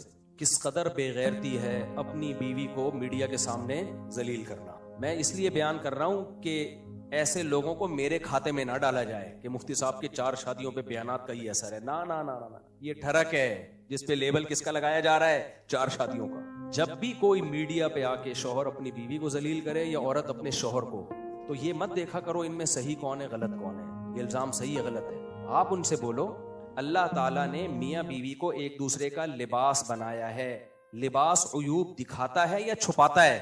बोलते क्यों नहीं? किस कदर बेगैरती बेशर्मी की बात है। आप दुनिया के सामने आके अपनी बीवी को जलील कर रहे हो, दुनिया के सामने आके बता रहे हो वो ऐसी है वो वैसी है। कोई शर्म नहीं है आपको? और फिर लेबल आप लगा रहे हो इस्लाम का कि इसको मैं छोड़ूंगा और 4 करूंगा क्योंकि इस्लाम ने आपको इसकी इजाजत दी है कि आप अपनी पर्देदार बीवी को दुनिया के सामने जलील करो। तो ऐसे लोगों का बाइकआउट करना चाहिए। और मॉडर्न लड़कियों से शादी का जिसको शौक है ना, वो दोस्तियां लगा ले, वो शादी बोलो ना करे। इस्लाम जब 4 की आपको तरगीब देता है तो इस्लाम में तरगीब मॉडर्न और बेपर्दा लड़कियों से शादी की है या पर्देदार से शादी की है, हयादार से शादी की है? अच्छा, जिस चीज को वो बुराई के तौर पर पेश कर रहे हैं ना, मेरी बीवी में ये बुराई, वो असल में अच्छाई है। वो क्या है? औरत का सादा होना तो अच्छाई है। तो वो सूरह नूर की आयतें अब समझ में आई हमें। अत्तय्यिबातु लित्तय्यिबीना वत्तय्यिबूना लित्तय्यिबात। अल्लाह कहते हैं पाकीज़ा मर्द पाकीज़ा औरतों के लिए और पाकीज़ा औरतें पाकीज़ा मर्दों के लिए। वल खबीसातु लिल खबीसीना वल खबीसूना लिल खबीसात। नापाक मर्द नापाक औरतों के लिए और नापाक औरतें नापाक मर्दों के लिए। बिल्कुल बेहतरीन बात हो गई। जिसको सूरह नूर की आयतों का मतलब समझ में ना आता हो ना, तो उस टिकटॉकर को देख ले, समझ में आ जाएगा। तो मैं ऐसा कर रहा था कि बाज दफा मर्द अपनी बेसिक जिम्मेदारी पूरी नहीं कर रहा, फिर जब औरत चीखती है चिल्लाती है तो फिर उसको इस्लाम क्या कहता है? बीवी शौहर की इताअत करे। अगर सर्दे का हुक्म होता तो बीवी को हुक्म दिया जाता, इससे घर में फसाद पैदा होता है। भाई बात कुछ और है, आप उस पे लेबल कुछ और लगा रहे हो। तो खूब समझ लो इस पूरी बात का हासिल क्या निकला कि अपनी जिम्मेदारियों को ना पहचानना और फिर उन जिम्मेदारियों को अदा ना करना, ये फसाद का सबसे बड़ा सबब है। समझते हो कि नहीं समझते? आपको पता होना चाहिए मेरी जिम्मेदारियां। आजकल लोगों को पता ही नहीं मेरी जिम्मेदारियां क्या हैं, मेरी जिम्मेदारियां क्या हैं। जब आपको अपनी जिम्मेदारी ही का नहीं पता तो आपको कैसे पता चलेगा सही कौन है गलत कौन है? देखो एक मैं मिसाल देता हूं। एक बंदा आया आपके पास और कहने लगा 1 लाख रुपए आप मुझे दे दो। आप उसको मना कर दोगे तो क्या यह जुल्म कहलाएगा? नहीं कहलाएगा, क्योंकि आपको पता है मैं कोई जिम्मेदार थोड़ी हूं उसको 1 लाख रुपए देने का। लेकिन उसने कोई पुरानी फाइल निकाली और उसने कहा कि आपने फला चीज मुझसे खरीदी थी और पैसा देने आप भूल गए थे, तो ये देखो उसका सबूत है। और उसने साबित कर दिया कि आपके जिम्मे 1 लाख है। अब 1 लाख रुपए ना देना जुल्म है या नहीं है? तो नॉलेज में आ गया आपके कि भाई ये मेरी रिस्पॉन्सिबिलिटी है, ये मेरी जिम्मेदारी है, ये तावान है मेरे ऊपर। तो घर में जब किसी को पता ही ना हो कि मेरी हुदूद कितनी है, मेरी जिम्मेदारी, मुझ पर जो लायबिलिटीज हैं वो क्या हैं और सामने वाली पर क्या जिम्मेदारी है, तो उस जिम्मेदारियों के तायुन के बगैर किसी घर में कभी सुकून आ सकता है? बोलो नहीं। और लिबरल लोगों के यहाँ सबसे बड़ा मसला यही है। इन कमबख्तों को बेचारों को पता ही नहीं होता कि मेरी जिम्मेदारी क्या है और मेरी वाइफ की जिम्मेदारी क्या है। क्योंकि ये आधे मुसलमान सोसाइटी को लेके चल रहे होते हैं, आधे गोरों को लेके चल रहे होते हैं, ना इधर के ना उधर के। इनके यहाँ औरत को आजादी वो चाहिए जो अंग्रेजों की औरतों को होती है, लेकिन खर्चा पूरा शौहर से चाहिए। समझ रहे हैं कि नहीं समझ रहे हैं? हालांकि उनके यहाँ औरत मुकम्मल आजाद होती है, लेकिन गर्लफ्रेंड की तरह अपने शौहर के साथ रहती है। वो उसको वसीम साहब से भी, अस्तगफिरुल्लाह, ये वाले वसीम नहीं, अंग्रेजों के जो माइकल हैं उनसे भी उसको रिलेशन की इजाजत है। और इधर तो शौहर है उस पे वो भी आजाद होता है जिम्मेदारियों से, किसी किस्म की बीवी पे भी पाबंदियां नहीं लगा सकता। तो इतना आजाद है कि वो बीवी पे पाबंदी नहीं लगा सकता, लेकिन बीवी उसकी रिस्पॉन्सिबिलिटी भी नहीं होती। समझ रहे हो? उसके जिम्मे नहीं है बेगम को अपने खर्चे पे चाय भी पिलाए, वो बीमार हो जाए तो उसका इलाज करे, ये उसके जिम्मे नहीं है। तो हमारा जो सेकुलर लिबरल तबका है उसमें औरत को आजादी चाहिए अंग्रेज औरतों वाली, खर्चा चाहिए मुसलमानों वाला, इस्लाम वाला शौहर से। और इन लिबरल मर्दों को बीवी को बाउंड करना है उस तरीके से जैसे इस्लाम ने बीवी को बाउंड किया है, शौहर की इताअत करे। लेकिन बीवी के हुकूक से आजाद ऐसे होना है जैसे अंग्रेज आजाद है। बने क्यों कर जो हो सब कार उल्टा, हम उल्टे यार उल्टा बात उल्टी, हम उल्टे बात उल्टी यार उल्टा। मेहताब राय एक शायर गुजरा है, उसने कहा मेरे नाम में मेहताब में हम भी उल्टा तो मह बन गया, बात उल्टी तो ताप बन गया, राय उल्टी तो क्या बन गया? यार बन गया। तो हम भी उल्टे, बात भी उल्टी, यार भी उल्टा, हमारा नाम में तो हर चीज ही उल्टी है। तो बने क्यों कर जो हो सब काम उल्टा, नहीं आई मेरा ख्याल बात। रंगी को नारंगी कहें, तुंद माल को खोया। चलती को गाड़ी कहें, आगे शायर का नाम मैं भूल गया, देख के शायर रोया, शायरी लगा देता हूं। रंगी को नारंगी कहें, जो इतनी कलरफुल चीज होती है नारंगी, उसको क्या कहते हैं? जो रंग वाली होती है उसको नारंगी बोलते हैं, यानी रंगी नहीं। और तुंद माल, जो खूब दूध को पका पका के उसका जो माल निकाला जाता है, उसको कहते हैं खोया, यानी कुछ भी नहीं आया उसमें। हालांकि उसी असल तो यही था दूध में, इसके बगैर दूध ने सब कुछ खो दिया, लेकिन उसको खोया कह रहे होते हैं। और जो चीज हमेशा चलती है उसको कहते हैं गाड़ी, यानी गाड़ दिया जमीन में उसको। तो कहते हैं जब शायर ने ये सब कुछ देखा तो रोया कि यार ये मार्केट में हो क्या रहा है। तो हमारा जो सेकुलर लिबरल तबका है, इसको दोबारा बता दूं, खवातीन को हुकूक चाहिए मर्दों से, इस्लाम वाले, कि पूरा खर्चा कौन उठाएगा? शौहर उठाएगा। आजादी चाहिए अंग्रेजों वाली, कि मैं जब चाहूं पर्स उठा को अपनी अम्मा के घर जाऊं, मेरा मियां मुझे रोक ना सके। अंग्रेजों का माइकल की बीवी उसको रोकती है? सॉरी, माइकल अपनी वाइफ को रोक सकता है? नहीं रोक सकता। वो आजाद है, जॉब करने में भी हर तरह से आजाद है। तो वहां किसी कोई गोरा अपनी वाइफ को रोक नहीं सकता। बेगम कहां जा रही हो, कहां से आ रही हो? अगर अल्लाह ने हुक्म दिया होता सजदा करो, तो मैं हूं जिसको हुक्म दिया होता तुम मेरे सामने सजदा करो, लिहाजा तुम मेरी इताअत किया करो, फरमाबरदारी किया करो, ऊंची आवाज से बात ना किया करो। हमारी ख्वातीन कहती क्या तकिया मुफ्ती तारिक मसूद का बयान में बैठ कर आ रहा है, तो यही असर होगा। तो इनको आजादी चाहिए यूरोप वाली, खर्चे चाहिए इस्लाम वाले। इसी तरह मर्द को वो चाहता है बीवी मेरी पाबंद हो, वो पाबंदियां जो इस्लाम ने उस पर लगाई हैं। मेरी मर्जी के बगैर घर से ना निकले, मेरी मर्जी के बगैर जॉब ना करे, मेरी मर्जी के बगैर किसी को आने ना दे, मेरी मर्जी, मेरे साथ में ऊंची आवाज से बात ना करे, वो सारे हुकूक। लेकिन इसको बीवी की जिम्मेदारियों से सुबुकदोश होना है, जैसे अंग्रेज आजाद है। तो ना तुम उधर के रहे, ना तुम बोलो भाई, ना उधर। तुम्हारा प्रोग्राम बढ़ गया, फिर लड़ाइयां होंगी, फिर डिप्रेशन में जाओगे, फिर पागल हो जाओगे, वरना सुकून तो रहेगा ही नहीं। तभी ये लोग ना, लिबरल लोग कहते हैं गर्लफ्रेंड वाला सिस्टम अच्छा है। वाकई इनके लिए, दुनिया के लिहाज से इनके लिए अच्छा है, क्योंकि जब तुम्हें हुकूक का ही नहीं पता कि किस पर किसकी जिम्मेदारियां हैं, तो तुम तो भाई तो पागलों की तरह लड़ोगे। फिर तुम लड़ रहे होते हैं। दीनदारों के यहाँ भी लड़ाइयां होती हैं, वो अलग नौइयत की होती हैं, इतनी खतरनाक नौइयत की नहीं होती। और अगर वो हो रही है तो फिर इसका मतलब कहीं ना कहीं दीन में खराबी है, या तो औरत में गड़बड़ है या मर्द में गड़बड़ है। इसी तरह मेरे भाई, घर में फसाद का, अच्छा यहां मियां बीवी सब अपने आप को फसादी समझ भी नहीं रहे होते, क्योंकि शौहर अपने आप को अंग्रेज की जगह रख के सोच रहा होता है। कहते यार वहां इतनी इतनी मसले हैं और मैं काम में इतना मरा जा रहा हूं, तो मैं तो सोसाइटी में इस्लाह कर रहा हूं, ये जुल्म कर रही है। औरत भी अपने आप को वहां रख के सोच रही होती है, तो प्रोग्राम क्या हो जाता है? खराब। इसी तरह मेरे भाई, घर में, अच्छा जब घर में औलाद और वालिदैन उनको अपने हुकूक का नहीं पता होता, तो बच्चे फिर बिल्लियां पालते। बच्चे क्या करते हैं फिर? हजरत इससे ज्यादा मैं बयान कर नहीं सकता था। हजरत मेरे पास आए, आप बयान में समझाओ, क्योंकि मैंने केस खुद मैंने स्टडी किया है, इनका केस बिल्ली अजाब बनी हुई इनकी। तो बिल्लियों के हुकूक पर तो हुकूक सामने होंगे कि हम इसको थैले में डाल के बाहर छोड़ के आएंगे तो ये खाएगी कहां से, इसके बच्चों का क्या होगा। अपने बाप के बच्चों, अपने बाप के बच्चे का नहीं सोच रहे, यानी अपने अब्बा का, कि उसका क्या होगा, वो डिप्रेशन से मर जाएगा। तो हुकूक ही नहीं है भाई। घर में जब बाप है तो औलाद पर हुकूमत, बाप पर हुकूमत औलाद की है, या बाप औलाद पर हुकूमत बाप की है, फिर फसाद पैदा होगा। जब पता ही नहीं कि औलाद के, अच्छा बाप को घर में सरबरा बनाया, लेकिन दुनिया में कोई ऐसा सरबरा है जिसके इख्तियारात लामहदूद हो? है कोई? तो अब्बा भी बाज दफा ये समझ लेते हैं कि अब मेरे इख्तियारात की भी कोई लिमिट, बोलो नहीं, मैं गुजरते गुजरते बिला वजह भी चंबा प्लेट कर सकता हूँ बच्चे को। बाज लोगों को हमने देखा है घर में पटाख एक छप्पड़ लगाया, इंजॉय की। वैसे ये क्या हो रहा है भाई? बिला वजह ताने तंज, तू ये नहीं करता, तू वो नहीं करता, उसको बजाय इस्लाह करने के उसको तंज कर करके उसको डिप्रेशन में ले जाके उसको ब्रेन हेमरेज करवा देते हैं उसको। भाई आपकी औलाद बिगड़ गई है तो इस्लाह की कोशिश करो ना उसकी। आप ताने और हर वक्त तंज कर करके उसको आपने घर में जीना हराम कर दिया उसका।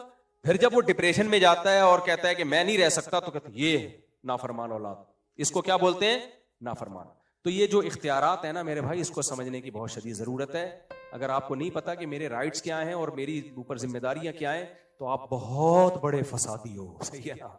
तो अल्लाह जमीन में फसाद को पसंद नहीं कर। सवाल, पहला सवाल ही फड्डे वाला पूछा है। ऐसे काम वो आज पूरा बयान हुआ ना, फसाद और गैर फसाद, क्या जरूरत है वो बातें पूछना जिससे आपको यकीन है कि आग लग जाएगी। हमें तो बड़ा मजा आएगा, हम जवाब देंगे, लेकिन आगे जो होगा अवाम में इतने बड़े बड़े मसाइल पड़े हुए हैं, उनसे हटके फिर आप इन चीजों में लड़ोगे। किसी भी काम में इस्तिकामत पैदा नहीं की तो इस्तिकामत और इखलास के लिए क्या करना? इस्तिकामत पैदा करने के लिए जरूरी है एक नजरिया अपना ठीक कर लो, खूब समझ लो किसी काम को शुरू करना मुश्किल होता है, कंटिन्यू करना मुमकिन नहीं, कंटिन्यू रखना वो मुश्किल नहीं होता। किसी भी काम को शुरू करना क्या है, मुश्किल। शैतान ये बता रहा होता है कि इस काम को शुरू करना भी मुश्किल, कंटिन्यू रखना भी मुश्किल।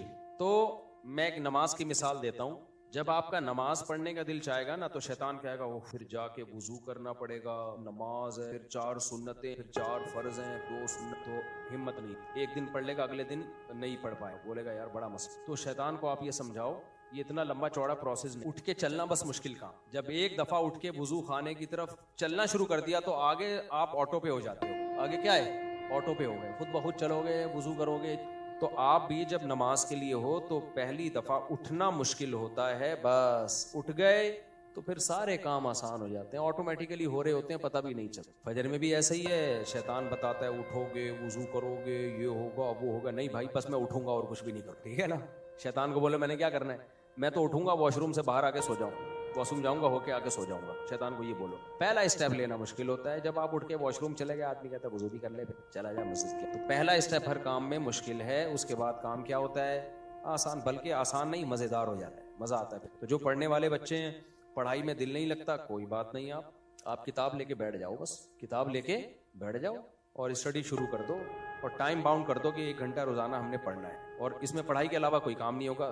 तो ये किताब लेके बैठने का अमल मुश्किल होगा, आगे आसान है। बड़े बड़े लोगों ने इतने बड़े बड़े काम कर लिए इसी आदत की वजह से। एक बच्ची मैंने ली थी पैदा होने के साथ ही, लेकिन उसके माँ बाप का नाम नहीं पता, कोशिश के बाद भी नहीं पता लगा। अब माशाल्लाह 10 साल की, जब शादी की उम्र होगी तो इसका निकाह किस तरह होगा, कोई हल बताएं। देखिए नादरा में अल्हम्दुलिल्लाह ये सहूलत अब मौजूद है कि बाप की जगह सरपरस्त का नाम भी आ जाता। तो आप बाप की जगह तो अपना नाम डाल नहीं सकते। कुरान ने इससे साफ तौर पर रोका है कि अगर तुम्हें उनके बाप का इल्म नहीं है, फ़इख़्वानुकुम फ़िद्दीन, तो तुम्हारे दीनी भाई हैं या तुम्हारी दीनी बेटी है या बेटा है, लेकिन बाप फिर भी तुम नहीं हो। तो बाप की जगह अपना नाम किसी सूरत में नहीं। तो नादरा के कागज़ में फिर नादरा वालों से रब्ता करें, सरपरस्त की जगह अपना नाम डाल दें, और जब उसकी शादी होगी तो सरपरस्त ही का नाम पुकारा जाए। तो यूं कहा जाएगा फलानी लड़की जिसके सरपरस्त ये हैं, जिसके सरपरस्त, क्योंकि बाप का पता नहीं है तो मजबूरी है, जिसके सरपरस्त ये हैं, तो इनका निकाह फलां बिन फलां से हो रहा है। उस जिससे निकाह हो रहा है उसका तो अब्बा होगा ना, या उसमें भी ये हो कि फलां जिसके सरपरस्त ये हैं। उसामा साहब कल्लात से, कब्र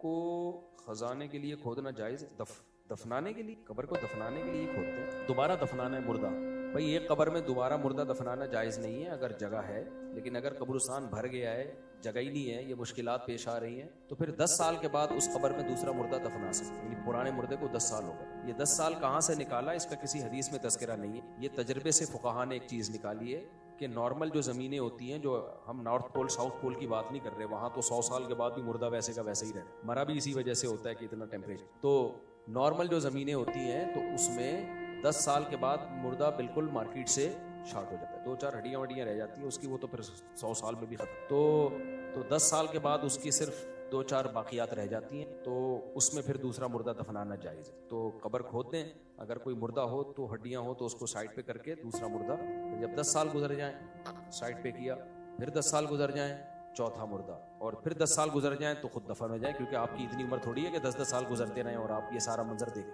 तो आपका भी तो नंबर आएगा ना, क्या ख्याल। तो सऊदी अरब में तो हर 10 साल के बाद कब्रिस्तान में बिल्डोजर भेज देते हैं, बिल्कुल मिसमार करके। सऊदी अरब में क्या ख़ानदानी चीज़ है, मज़ार परस्ती बिल्कुल नहीं है। बड़े बड़े अल्लामों का इंतकाल होता है, उनकी सादा सी कब्रें बनती हैं मार्केट से, पता ही नहीं होता कि हमारे यहाँ किसी बड़े का इंतकाल हो जाए तो वो भी एक बड़ी टेंशन है। भोंपू लेके ना पूरी दुनिया बस हजरत जी का इंतकाल हो गया, दुनिया में शोर शराबा इतना होता है। सऊदी अरब में बादशाह भी मरता है ना, तमीज़ से गुसल कफन चल भाई, कोई तख्ती तक भी नहीं लगाते। यही शरीयत का मिजाज, जिंदों को वैल्यू देते नहीं है ना, उसको उससे फ़ायदा उठाते हैं। मर जाए तो पता नहीं क्या कुछ शुरू कर देते हैं। मरने के बाद भी कब्र का इकराम ज़रूरी है, मैयत का इकराम ज़रूरी है, मगर इतना इकराम जितना शरीयत ने बताया है बस। और फिर मैयत से मोहब्बत का तकाजा, उसके लिए दुआ करो सारी ज़िंदगी, सदका खैरात करो, वो नहीं करते। मेरे इम्तिहान आने वाले हैं, दुआ फरमाएं, दिल से दुआ है, दुनिया और आखिरत दोनों इम्तिहानों में अल्लाह आपको कामयाब करे। हम सब का इम्तिहान आने वाला है मैदान हशर। सिर्री और जहरी नमाज में दौरान नमाज जमात में मिल जाएं तो सना कब पढ़ेंगे। पहली रकत में मिल गए हैं, इमाम ने फातिहा शुरू नहीं की है तो सना पढ़ लें। जहरी रकत में इमाम ने फातिहा शुरू कर दी है तो अब सना ना, बस के अब सना का मौका। और सिर्री नमाज में अगर पहली रकत में है तो फिर सना पढ़ सकते हैं। और अगर एक रकत निकल गई है तो फिर जब इमाम सलाम फेर के खड़ा हो, आप खड़े होंगे ना, तो वो आपकी पहली रकत काउंट होगी, तो उसमें सना। मैं किसी से प्यार करता हूँ और उसे कुरान मजीद मोबाइल में पढ़ाता हूँ, क्या ये जायज़ है? नहीं। उससे एक ही रिलेशन हो सकता है, शादी कर लो, फिर आप सब कुछ पढ़ाओ उसको। और अगर आपकी वो बीवी नहीं बनी, फिर आप उसको, क्योंकि यहाँ तो लाजमी कि आपको उसकी तरफ दिल माइल है आपका, तो जायज़ नहीं, बिल्कुल डिस्कनेक्ट। मैं जामिअतुर रशीद का तालिब इल्म हूँ, आपका बयान करवाना है हमने अपनी मस्जिद में, उसका तरीक़ेकार क्या है? उस्मान से रब्ता करें। मेरा नाम हाफिज़ मोहम्मद उस्मान है, मेरे नाना का नाम अब्दुल रशीद था, जो अब इस दुनिया में नहीं, की बहुत ख्वाहिश थी आपसे मुलाकात कर, जो नहीं हो सकी। आपसे गुजारिश है उनके लिए दुआ करें, दिल से दुआ जी अल्लाह ताला उनकी मग़फ़िरत भी करे, उनके दर्जात को बुलंद भी करे, और अल्लाह आपके नाना और मेरी मुलाकात, मैं भी नाना हूँ, मैं भी किसी का, मेरी माशाल्लाह दो, एक नवासी एक नवासा है, तो ये फ़ायदा होता है, उसमें जाऊँगा आप लोग एहसास से कम। तो मैं यानी मेरे जो बाज़ बच्चे मेरे नवासों से छोटे हैं, मेरे बाज़ बच्चे, और कुछ बच्चे मेरे ऐसे हैं जो मेरे नवासे अभी पैदा हो चुके हैं, जबकि वो भी पैदा हुए भी नहीं। तो फैमिली प्लानिंग वालों ने ना तुमसे तुम्हारी खुद बेड़ा गर्क कर दिया, तुम्हारे परिवार का, और कहते हैं 2 बच्चे खुशहाल परिवार। वो परिवार ही नहीं है तो खुशहाल कहाँ से होगा? खानदान ही तुमने छीन लिया इंसानों से। पहले खानदान हो तो फिर उसकी खुशहाली की कोशिश करो ना, खानदान ही नहीं है तो क्या खुशहाल? तो इसलिए 2004 में मैंने ये तहरीक शुरू की थी, ज्यादा बीवियां ज्यादा बच्चे। लोग कहते थे बेकार बातें करते हो, ये कामयाब होने वाला फलसफा नहीं है। मैं इतना कॉन्फिडेंटली ये बात करता हूँ, मुझे इसके बरहक होने का 100% यकीन। तो अल्लाह नजर बस से बचाए, मैं तारीफ के लिए नहीं कहता, और मेरे में कोई तवक्कुल नहीं है, मैं तो नालायक आदमी हूँ, लेकिन मेरे जैसे नालायक को आप देख रहे हो, जिंदा भी हूँ। लोग कहते हैं नोट आ रहे हैं ना भाई साहब, अगर नोट आ रहे हैं बिल फर्ज जो आपको लग रहे हैं, तो अब आ रहे हैं ना। बच्चे तो मेरे कब से हैं? अबे क्या 19 बच्चे मेरे पहले से थोड़ी पैदा हुए हैं? तो 2011 में मेरी 3 ज़ौजा थी, और उस वक्त भी मेरे माशाल्लाह अच्छे खासे बच्चे थे। तो सब सेट चल रहा है मार्केट में, अल्लाह चलाता रहे सेट। और अगर कोई परेशानी आती है तो एक बच्चों वाले पे भी आती है, एक बीवी वालों में भी आती है, नॉर्मल है वो। तो जो गम दूसरों को आते हैं वही हमें भी आते हैं, कोई नया गम अलग से नहीं है। जो खुशियां दूसरों को आती हैं हमें भी आती हैं, तो परेशानियां भी आती हैं, खुशियां भी आती हैं, हर तरह के मार्केट में मसाइल चल रहे होते हैं। तो ये कोई नहीं है कि आपके ज्यादा बच्चे ज्यादा बीवी है तो आपने अजाब में डाल दिया अपने आप को ना। बहुत से अजाबों से अल्लाह ने निकाल दिए हमको, बहुत से अजाबों से अल्लाह ने हमें क्या किया है? निकाल दिया। हर टाइप का पीस घर में मौजूद है। बच्चा उधर अपनी शरारतें कर रहा होगा, कोई उधर शरारतें कर रहा होगा। जब ज्यादा बच्चे होते हैं तो बच्चों से बाप को मोहब्बत मिलती, समझते हो कि नहीं समझते? और आपकी ज़ौजा को भी आपसे टूट के मोहब्बत उसी वक्त होगी जब उसके ज्यादा बच्चे हों। क्योंकि माँ बाप मियाँ बीवी का जो रिलेशन बनता है ना, एक होता है निकाह का रिलेशन, वो कागज का होता है। तो किसका होता है? कागज का। वो डिवोर्स से टूट भी जाता है। असल तो रिलेशन बनता ही बच्चों के बाद है। बच्चे एल्फी का काम करते हैं, मियाँ बीवी को जोड़ते हैं, वो माँ बाप को जोड़ते हैं।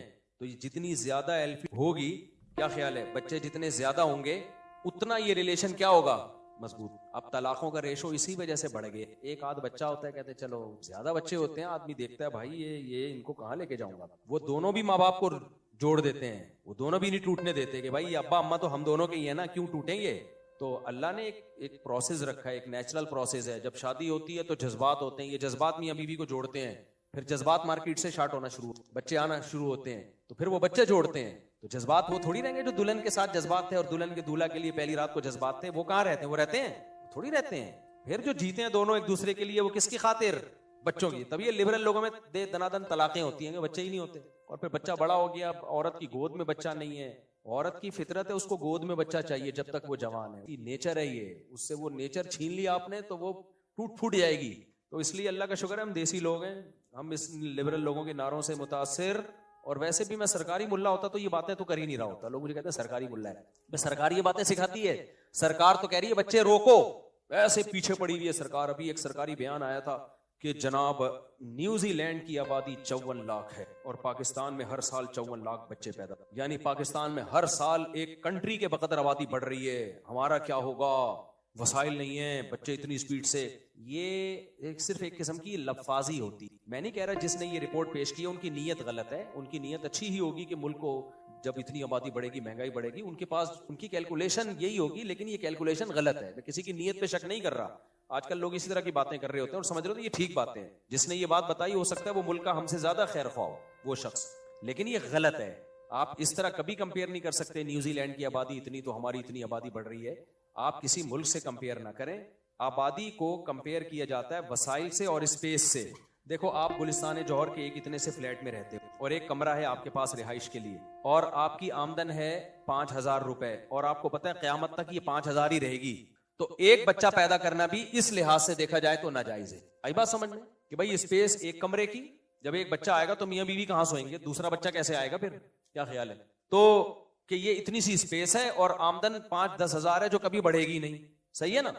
लेकिन या तो यूं होना कि हमारी आमदन इतनी है, पाकिस्तान के रिसोर्सेज इतनी है जो कभी बढ़ेंगे भी नहीं, और स्पेस इतनी है, तो फिर आप बताएं कि इतनी आबादी बढ़ रही है तो ये मुल्क उस आबादी का तहम्मुल नहीं कर सकता। लेकिन दो चीजें, दो हकायक हैं, ये बात करके बस आगे चलता हूं। दो हकायक हैं। नंबर एक, पाकिस्तान के पास स्पेस की कमी नहीं है। अकेला बलोचिस्तान ही ऐसा है जो पूरे मुल्क की इससे 10 गुना आबादी को संभाल सकता है, स्पेस इतनी है। लिहाजा ये बातें कि न्यूजीलैंड की आबादी इतनी और फलाने मुल्क की आबादी इतनी है, एक साहब ने कहा कि अमेरिका की आबादी इतनी और पाकिस्तान की इतनी, अमेरिका जबकि स्पेस उनकी इतनी और हमारी स्पेस इतनी। भाई इतनी होके भी ज्यादा है या नहीं है? आबादी के लिहाज से स्पेस को आप कंपेयर करो ना, अमेरिका से क्यों तशबीह दे रहे हो? आप अपने मुल्क की आबादी को, अब आपके मुल्क में जो स्पेस है। दूसरी बात, वसाइल से आपने देखा होगा हमारे हुक्मरान लोग कह रहे होते हैं कि आबादी बढ़ रही है, वसाइल लामहदूद हैं, लेकिन जब लोग कहते हैं पाकिस्तान एक गरीब मुल्क है, कहते हैं नहीं हमारा मुल्क वसाइल से माला माल है। कभी एक बयान पे टिकते नहीं है। असल में ये दूसरा बयान दुरुस्त है, पाकिस्तान वसाइल से माला माल है, बेतहाशा माल है पाकिस्तान के पास, इतना है कि आप खोदने लगे तो ऐसी की तैसी हो जाए। हम जो है ना ब्रोनाई को पीछे छोड़ दें। हम बात है करप्शन की, निजाम की, निजाम ठीक करो भाई, निजाम ठीक करो।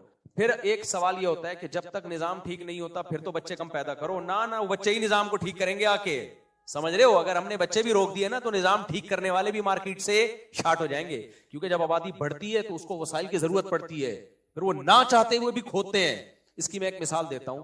आपके क्यारी में खजाना दफन है, जो सेठ है उसने पाबंदी लगाई हुई है, हुकूमत ने पाबंदी लगाई, खजाना नहीं खोदना, लेकिन जब आप भूखे मरोगे ना तो तुम्हारा बाप भी खोदेगा उस खजाने को, सही है? तो जब मुल्क की आबादी बढ़ती है ना, तो जब वसाइल चाहिए होते हैं तो फिर बहुत कुछ आबादी करवाती है।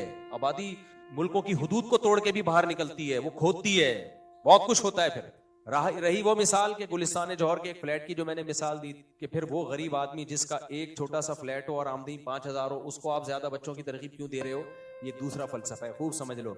उसको हम दूसरे बच्चे से जब रोकेंगे जब हमें यकीन हो कि ये हमेशा इतना ही रहेगा और इसकी क़यामत तक आमदन 5,000 ही रहेगी, जबकि फ्यूचर का किसी को इल्म नहीं है। यहां आके कुरान और ये जो हमारे कैलकुलेशन करने वाले हैं ये टकराते हैं। कुरान कहता है वमा मिन दाब्बतिन इल्ला अलल्लाहि रिज़्कुहा, बच्चा जब दुनिया में आता है तो वो तुम्हारी औलाद बाद में है, अल्लाह की मखलूक पहले है। तो तुम्हें ये किसने कह दिया कि जिसकी 5,000 आमदन है क़यामत तक 5,000 ही रहेगी, और जिसके पास एक कमरे की स्पेस है क़यामत तक एक कमरे की स्पेस ही रहेगी? मैंने जब दूसरी शादी की थी मेरे पास दूसरी ज़ौजा को देने के लिए एक कमरे की स्पेस भी नहीं थी, समझ रहे हो? और मेरी आमदन में 2 बच्चे पालना भी बहुत मुश्किल था। लेकिन क्या हुआ है, जब मैंने की तो मेरे लिए अल्लाह ने इंतजाम किया। कैसे किया? कभी खुशबू लगा के आओ तो बताऊं मैं। ये तो हमें फ्यूचर का थोड़ी पता है कि फ्यूचर में क्या होने वाला है। फ्यूचर में पता था कि हम के इलेक्ट्रिक से आजाद होकर सूरज पे आ जाएंगे, है भाई? पास में हमें पता था कि फ्यूचर में हमें एक सोर्स ऑफ एनर्जी एक और दरियाफ्त हो जाएगा, पता था लोगों को। 200 साल पहले के इंसान से आप पूछो कि एक वक्त आने वाला है दुनिया की आबादी 6 अरब हो जाएगी, 200 साल पहले का इंसान कहेगा उस वक्त लोग कैसे मर जाएंगे, क्योंकि उस वक्त के जो वसाइल दरियाफ्त हुए थे ना, उसके हिसाब से 6 अरब की आबादी का दुनिया में जिंदा बचना मुमकिन था ही नहीं। लेकिन उस बेचारे को क्या पता था, भाई इंसानों को दुनिया में आने दो, तेल के कुएं दरियाफ्त होंगे, खुदा गाफिल थोड़ी है पैदा कर करके छोड़ रहा है। और उसने कुरान के अल्फाज देखो, क़द्दरा फ़ीहा अक़वातहा, कि हमने जब जमीन को बनाया तो जिंदगी के लिए जो जरूरी लवाजिमात थे वो जमीन में पहले रखे हमने। और देखो यहाँ कुरान ने ये नहीं कहा पैदा किए, क़द्दरा का मतलब मैनेजमेंट का मतलब ये होता है जैसे जैसे आबादी बढ़ेगी वसाइल उस वक्त दरियाफ्त होंगे, जब नहीं है तो नहीं दरियाफ्त होंगे, इसको मैनेजमेंट कहते हैं। तो क्या कितनी सोने की कानें छुपी हुई हैं जो दरियाफ्त नहीं हुई, कितने, ये किसी को पता था यूट्यूब भी सोर्स ऑफ इनकम बनेगा किसी जमाने में? एक आदमी जो गांव देहातों में सिर्फ खाना पकाना सिखाता है वो करोड़ों रुपए कमाना शुरू कर देगा। एक आदमी जो सिर्फ मजाक कर सकता है, प्रैंकस्टर है वो, जिसमें कोई काबिलियत नहीं है, वो डॉक्टरों से ज्यादा कमाना शुरू कर देगा, साइंसदानों से ज्यादा कमाना शुरू कर देगा। तो ये तो कुछ भी नहीं पता था, ये तो फ्यूचर से तभी कुरान कहता है यबसुतुर रिज़्क़ लिमन यशा व यक़दिर, जिसके लिए चाहते हैं रिज़्क़ के दरवाजे खोल देता हूं, जिसके लिए चाहता हूं रिज़्क़ के दरवाजे बंद कर देता हूं। तो हम जो कह रहे हैं कि एक कमरे का फ्लैट है उसमें इतने बच्चे कैसे संभालेगा, भाई जब बच्चे होंगे तो माँ की छातियों में दूध आएगा, बच्चे की पैदाइश से पहले दूध नहीं आता। अल्लाह कहते हैं पैदा होगा तो फिर इसकी जरूरतें पूरी करूंगा, पैदा तो होने दे। तो मैंने देखा ऐसे ऐसे गरीब लोग हैं, औलाद हुई तो वो बढ़ते चले गए, और बच्चे भी 2 हाथ 2 पांव भी तो लेके आएगा, वो खुद भी तो कम वक्त कुछ करेगा, सारा बाप पे थोड़ी बोझ बनेगा, वो खुद भी तो, वो भी तो, आप भी तो जब बाप बन के बच्चों को पाल रहे हो, क्योंकि आप में 2 हाथ और 2 पांव अल्लाह ने दिए हैं, तो आपका बच्चा भी लंगड़े लूले पैदा नहीं होते, कुछ एक आध हो जाते हैं। मेजॉरिटी कैसी होती है, सेहतमंद होती है, तो कमा रही होती है। तो इसलिए उठाकर फेंक दो बाहर गली में, नई तहजीब के अंडे हैं गंदे। और हर साल पाकिस्तान में 2 न्यूजीलैंड पैदा करो। कितने न्यूजीलैंड पैदा होने चाहिए? 2। लोग कहते हैं आबादी हमारी इतनी और हमें मजे न्यूजीलैंड वाले चाहिए। तो हम जो न्यूजीलैंड नहीं बन रहे ना, वो आबादी की वजह से नहीं, वो करप्शन की वजह से। जो हुक्मरान हमें कम बच्चों की तरगीब देते हैं, आप इंसान के बच्चे बन जाओ। आप तो अपने माँ बाप के 2 बच्चे हो, आप क्यों नहीं इंसान के बच्चे बने? आपकी तबीयत तो बहुत आसान थी। अक्सर हमारे हुक्मरान देख लो, अपने अब्बा का 1 बच्चा होगा या 2 होंगे। अब्बा लिबरल सेकुलर ही होते हैं, इन हुक्मरानों के अक्सर के बच्चे 2 एक तमीज से पैदा किए होते हैं। वो बने क्या है? तो उन्होंने मुल्क खा गए। तो जो बलूचिस्तान से सोने की प्लेटें निकल रही हैं, मुझे नहीं पता कहाँ जा रही है, और जो तेल निकल रहा है कहाँ जा रहा है। तो हमारे पास तो हमारा सरमाया बच्चे ही हैं, वो भी हमसे छीन लोगे, हम तो कहीं गिनेंगे भाई। मेरे पास जो सोर्स ऑफ इनकम है, आपके पास जो सोर्स ऑफ इनकम है, वो गवर्नमेंट है, वो आपकी औलाद है, वो कमा के भी खिलाएगी आपको, वो आपकी तन्हाई भी दूर। तो इससे आपकी गुर्बत बढ़ेगी नहीं, बल्कि गुर्बत दूर होगी। दुनिया में कभी भी कोई बेवकूफ ये कैलकुलेशन नहीं करता कि इस कारोबार में आपकी इतनी इन्वेस्टमेंट है, इतना खर्च हो रहा है, लिहाजा आपका दिवालिया हो जाएगा। हमेशा देखा जाता है इन्वेस्टमेंट कितनी है और आउटपुट कितना है। औलाद पे इतनी इन्वेस्टमेंट नहीं होती, आउटपुट कई गुना ज्यादा होता है। समझते हो कि नहीं समझते? मिसाल के तौर पर मेरी रिस्पॉन्सिबिलिटी अब मेरे अब्बा की थोड़ी है। मेरे अब्बा ने जितना मुझ पे खर्च किया, तो आपका क्या ख्याल है मैं अब्बा का मोहताज रहूंगा हमेशा? ना। जब मैं अब्बा बना तो मुझ में भी कमाने की ताकत पैदा हो गई। तो मेरे अब्बा ने जितना मुझ पे खर्च किया, तो अब्बा के दुनिया में रहने में भी और जाने के बाद भी उनके लिए दुआएं हो रही हैं, उनके लिए सदकात और खैरात हो रहे हैं, उनको याद रखा जा रहा है। अल्लाह हमें तौफीक दे। और फिर हम जो है, आज हम किसी के अब्बा बने हुए हैं, तो उस पर जो हम कर रहे हैं ना, हमारे अब्बा थोड़ी कर रहे हैं। तो ये नालायक एक तस्वीर का रुख दिखाते हैं हमें, दूसरा। और न्यूजीलैंड वालों से जाके पूछो, वो कहेंगे हम चाहते हैं 54 लाख है ना, ये 10 करोड़ हो जाए। सही है ना? वो कह रहा होगा बच्चा पैदा करो मैं पैसे दूंगा। नॉर्वे वालों से जाके पूछो, वो कहेगा एक बच्चे पे पाकिस्तानी 25 लाख रुपए दूंगा मैं, जो वहां के डॉलर, जो वहां की करेंसी के हिसाब से बनता है। वो टेंशन में है कि यार ये हमारा हो क्या गया कबार। और हमारे लिबरल लोग उन लोगों से इबरत हासिल नहीं कर रहे। ग्रोथ रेशो जब बढ़ता है तो जवानों का रेशो बढ़ता है। तो जिस फॉर्म में यंगस्टर का रेशो बढ़ेगा, उसमें कमाने वाले ज्यादा, खाने वाले कम। और जब ग्रोथ रेशो कम होता है तो कमाने वाले और खाने वालों का रेशो सेम हो जाता है। ये बहुत डेंजरस है। फिर आपका बढ़ेगा नहीं, जो कमाएंगे बुढ़ों पे खर्च हो जाएगा, बूढ़ों पे खर्च हो जाएगा, तो बचेगा कुछ भी। आप कैसे, फिर अमेरिका इतना कैसे कमा रहा है? वो हम लोग से कमा रहा है। वो किससे कमा रहा है? वो हमारी आबादी का फायदा वो उठा रहा है। वो हमें बुलाता है, वीजे देता है, जॉब करो, डॉक्टरों को बुलाता है, इतने इतने काबिल डॉक्टर यहाँ से पढ़ पढ़ के वहां जाते हैं, तो वो भी आबादी को ही कैश करा रहा है। समझ रहे हो? अगर उसके पास हम लोग के इतने बच्चे ना होते तो अमेरिका का बट्टा भी बैठ चुका होता। मशीनें थोड़ी सब कुछ करके देंगी उनको। मशीन चलाने वाला भी तो आदमी होता है, बटन दबाने वाला भी कौन होगा? वो भी तो आदमी होगा। तो इंडिया पाकिस्तान की आबादी है, जिससे फायदा कौन उठा रहा है? वो उठा रहे हैं। कब्र के फितने और कब्र के अजाब में क्या फर्क है? देखो, कब्र में जब इंसान को डाला जाता है तो मुनकर नकीर आते हैं, ये भी एक आजमाइश है। कब्र भेजती है इंसान को। जो दुनिया में कुछ गुनाह किए होते हैं मुआफ होते हैं, ये भी एक फितना है। ये फितने का लफ्ज अजाब के माने में भी इस्तेमाल होता है, सवाल जवाब के माने में भी इस्तेमाल होता है। ये आम लफ्ज है। और जबकि अजाब का मतलब जो गुनाहों की वजह से अजाब हो। पनाह मांगनी चाहिए फितने कब्र और अजाब से।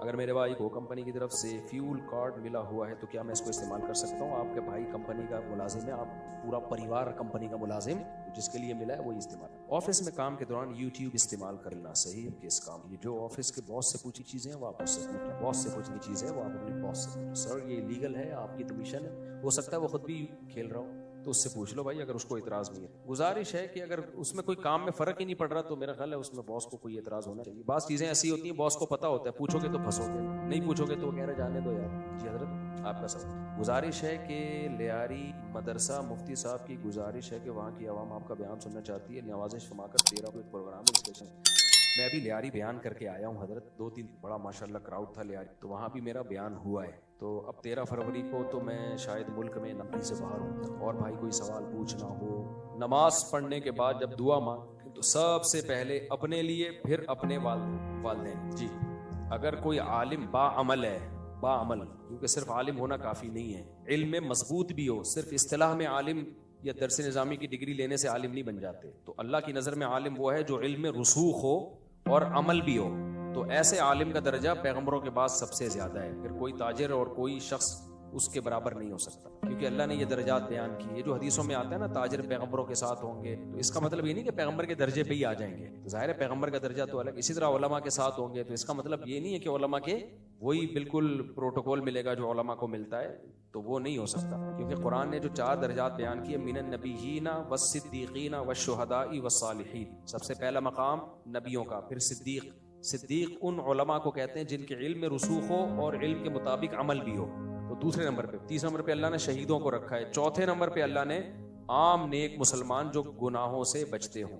अलबत्ता ये ज़रूर है कि ताजिर ईमानदारी से तिजारत करे और अल्लाह की राह में खूब खर्च करे, आखिरत में दूसरों से आगे निकलने की कोशिश करे, तो वो सूरह वाक़िया में जो 3 अल्लाह ने दर्जे बताए ना, अस्साबिकून अस्साबिकून, उनमें आ जाएगा फिर वो, जो जन्नतुल फिरदौस जिनके लिए बनी है। मेरा भी सूरह रहमान का लेक्चर मैंने रिकॉर्ड करवाया, तफसीर के लेक्चर में सूरह रहमान और सूरह वाक़िया, वो बहुत इंटरेस्टिंग है, वो लाजमी सुने आप। समझते हैं? अभी वो अपलोड हुआ नहीं, अपलोड होगा वो। मेरे जो तफसीर के लेक्चर चल रहे हैं ना, उसमें 2 पारे रह गए हैं अल्हम्दुलिल्लाह, तो 28 हो चुके हैं। तो अल्लाह ने बड़ा काम ले लिया है। उन लेक्चरों को आगे ज़्यादा से ज़्यादा फैलाएं, वरना कम अज़ कम सूरह वाक़िया तो लाजमी सुने, उसमें जो सूरह वाक़िया है। अच्छा मुफ्ती साहब, मैं कभी कभी तस्बीह पढ़ता हूँ ना, तो मेरा वो कोचिंग का टीचर है, वो बोलता है नहीं पढ़ा कोरिया जो है ना इंडिया का रिवाज है, पंडित पढ़ते हैं तस्बीह। कोचिंग का टीचर, जब आप क्लास है तो तस्बीह जेब में रखें, क्लास को फोकस करें, ठीक है? वैसे भी पढ़ा कोई भी एबनॉर्मलिटी वाला काम नहीं करना है। ये दीनदारों के साथ बड़ा मसला है भाई। क्लास का माहौल है, वो सबक पढ़ा रहा है, आप तस्बीह जेब में रखें, क्लास को फोकस करें, ठीक है ना? तो अगर आपने पढ़नी है तो जैसे वो फारिग बैठे हुए हैं तो वैसे पढ़ लें, या कोई फिर तो तस्बीह निकाल के भी पढ़ सकते हैं। लेकिन टीचर सामने खड़ा हुआ है, बात कर रहा है, तो फिर आपके हाथ में तस्बीह है, तो ये ठीक मुनासिब नहीं है। इसमें टीचर की एक तरह की बेदबी भी है कि यार मैं इधर पढ़ा रहा हूँ तो मुझे तस्बीह में लगे हुए। हर चीज का एक मौका होता है। हमारे दीनदार तबके में बेमौका काम करने का बड़ा मसला है। बेमौका तबलीग, मौका है नहीं, आप तबलीग करना शुरू कर दो। वो आपसे पूछ नहीं रहा, आप उसको बिला वजह समझा रहे हो। अगला कहता है यार ये दर्द सर है। तो ये बहुत हम सबको ट्रेनिंग की जरूरत है कि कौन सा काम किस मौके पे करना है। एक तो यूनिवर्सिटी में पढ़ते हैं, उनकी ड्रेसिंग ऐसी होती है, यूनिवर्सिटी में बिल्कुल अलग ही नजर आ रहे होते हैं। इतनी बड़ी पगड़ी पहनी हुई है, इतना बड़ा जुब्बा पहना हुआ है आपने, यूनिवर्सिटी में आप पढ़ रहे हो, सारे मॉडर्न लिबरल लोग बैठे हुए हैं, तो बहुत ज्यादा भाई शलवार कमीज पहन लेते आप, आपने इतना बड़ा चुगा, फिर उतना बड़ा उड़न तश्तरी जैसी पगड़ी। अगला कह रहा था पता नहीं कोई अलग ही मरीख से आई हुई मखलूक है ये। तो वो फिर लोग माइल नहीं होते इस तरह, बोलते हैं यार एक वहशत होती है।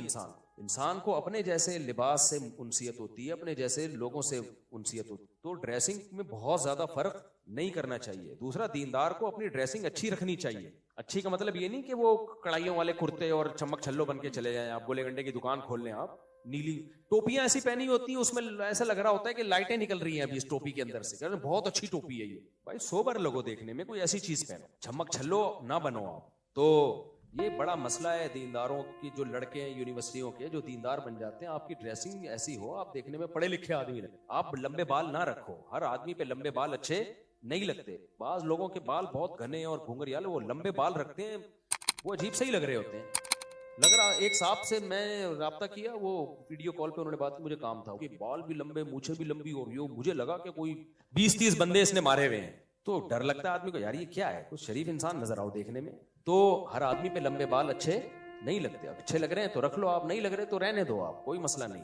नॉर्मल सादा सी टोपी पहन लिया करो, वो भी अजीब अजीब, यूं उतनी ऊंची ऊंची टोपियां पहनी हुई होती है, जोकर लग रहा होता है आदमी अजीब सा। तो बातबानी किश्तियां पहनी हुई होती हैं, बातबानी किश्ती नहीं होती, उल्टी करके अजीब सी लगा देते हैं। तो नमूना ना बनो, खुलासा ये, देखने में नमूने ना लगो। नॉर्मल इंसान जैसे सारे होते हैं ना, वो भी इंसान के बच्चे ही हैं जो यूनिवर्सिटी में बैठे हुए हैं, आप भी वैसे इंसान के बच्चे बन के। हाँ, शरीयत ने हुक्म दिया दाढ़ी बढ़ाने का, उसमें काटने का ऑप्शन, आप इतने मॉडर्न नहीं बनो, काटने का ऑप्शन आपके पास नहीं है, वरना जैसे नॉर्मल सब है वैसे ही नजर आओ मेरे भाई। तो अजीब सी चीज कोई नमूना बनने की, क्योंकि लोग फिर डरते हैं, लोग कहते हैं पता नहीं ये क्या है। देखो अल्लाह का शुक्र है, मैं कहीं भी दुनिया में जाता हूँ लोग मुझसे वहशत नहीं खाते, हर तबका मिलता है। तो मजहबी लोगों को ऐसा नहीं होना चाहिए करख्त और सख्त कि वो आते हुए डरे कि हाँ गुनाह में शरीक ना हो आप किसी के साथ। इतने लिबरल मॉडर्न न बनो कि आप बुराइयों में उनके साथ शरीक हो जाओ, बुराई में शरीक होने की इजाजत नहीं, या बेपर्दगी को प्रोमोट करो। मैं कभी किसी एयर होस्टेस को जो मिलने आए और दुआ की दरख्वास्त करे इज्जत देता हूँ और जो है उसको रिस्पेक्ट देता हूँ, मगर कभी ये नहीं कहता कि आपकी जॉब ठीक है, आप ये करती रहें, बहुत अच्छा, वेल डन, ना ना, ये हमारी दावत के क्या हो जाएगा। कोई सी मजबूरी में कर रही है तो एक अलग बात है, क्योंकि बाज औरतों के अगर इतने हालात खराब होते हैं फिर वो जिना को पेशा बनाती हैं। तो मजबूरी ऐसी एयर होस्टेस मिली है हमसे कि उन्होंने अपने हालात बताए, तो हमने कहा जो जिन हालात से आप गुजरी हो उससे ये एयर होस्टेस की जॉब बहरहाल बेहतर है। वरना लोग इज्जतों से खेलते हैं, जब पता होता है ना पैसा नहीं है तो फिर लोग आजकल शादी कहाँ करते हैं। शादी करने वाले तो मार्केट में बहुत कम है, धोखा देते हैं, और शादी के नाम पे भी धोखा देने वाले बहुत हैं। लेबल शादी का लगा रहे होते हैं लेकिन चस्के ले रहे होते हैं। तो ऐसी मजबूरी में तो अलग बात है। अब हमें तो नहीं पता ये मजबूरी में कर रही है कि बगैर मजबूरी के, तो हम प्रोमोट कभी नहीं करते भाई। असल में औरत के लिए घर की चार दीवार, अपने शौहर की खिदमत करो, अपने बच्चों की खिदमत करो, ये तुम्हारे लिए अच्छी जिंदगी। तो मैं कभी ऐसा नहीं होता कि लिबरल यानी शरी हुदूद को क्रॉस करना शुरू कर दूं, मैं कहूँ आप बहुत अच्छी जॉब कर रही हो, ना भाई। वो ये भी नहीं कहता आप बुरी जॉब कर रही हो, वो हमसे पूछ थोड़ी रही है कि हम अच्छी जॉब कर रहे हैं कि बुरी जॉब कर रहे हैं। पूछेगी तो हम बताएंगे। गैर जरूरी नसीहत, बेमौका नसीहत फायदे के बजाय नुकसान पहुंचाती। उसने पूछा आपसे, वही मसला हो गया। एक आदमी किसी कोई एक खातून कार में बैठी हुई थी, एक भिखारी आया, अल्लाह के नाम पे कुछ दे दो। उसने कहा इतने हट्टे कट्टे होके मांगते हुए शर्म नहीं आती? उसने कहा पैसे मांगे, मशवरा नहीं मांगे। पैसे मांगे हैं, मशवरा तो बेमौका तबलीग मुनासिब नहीं है।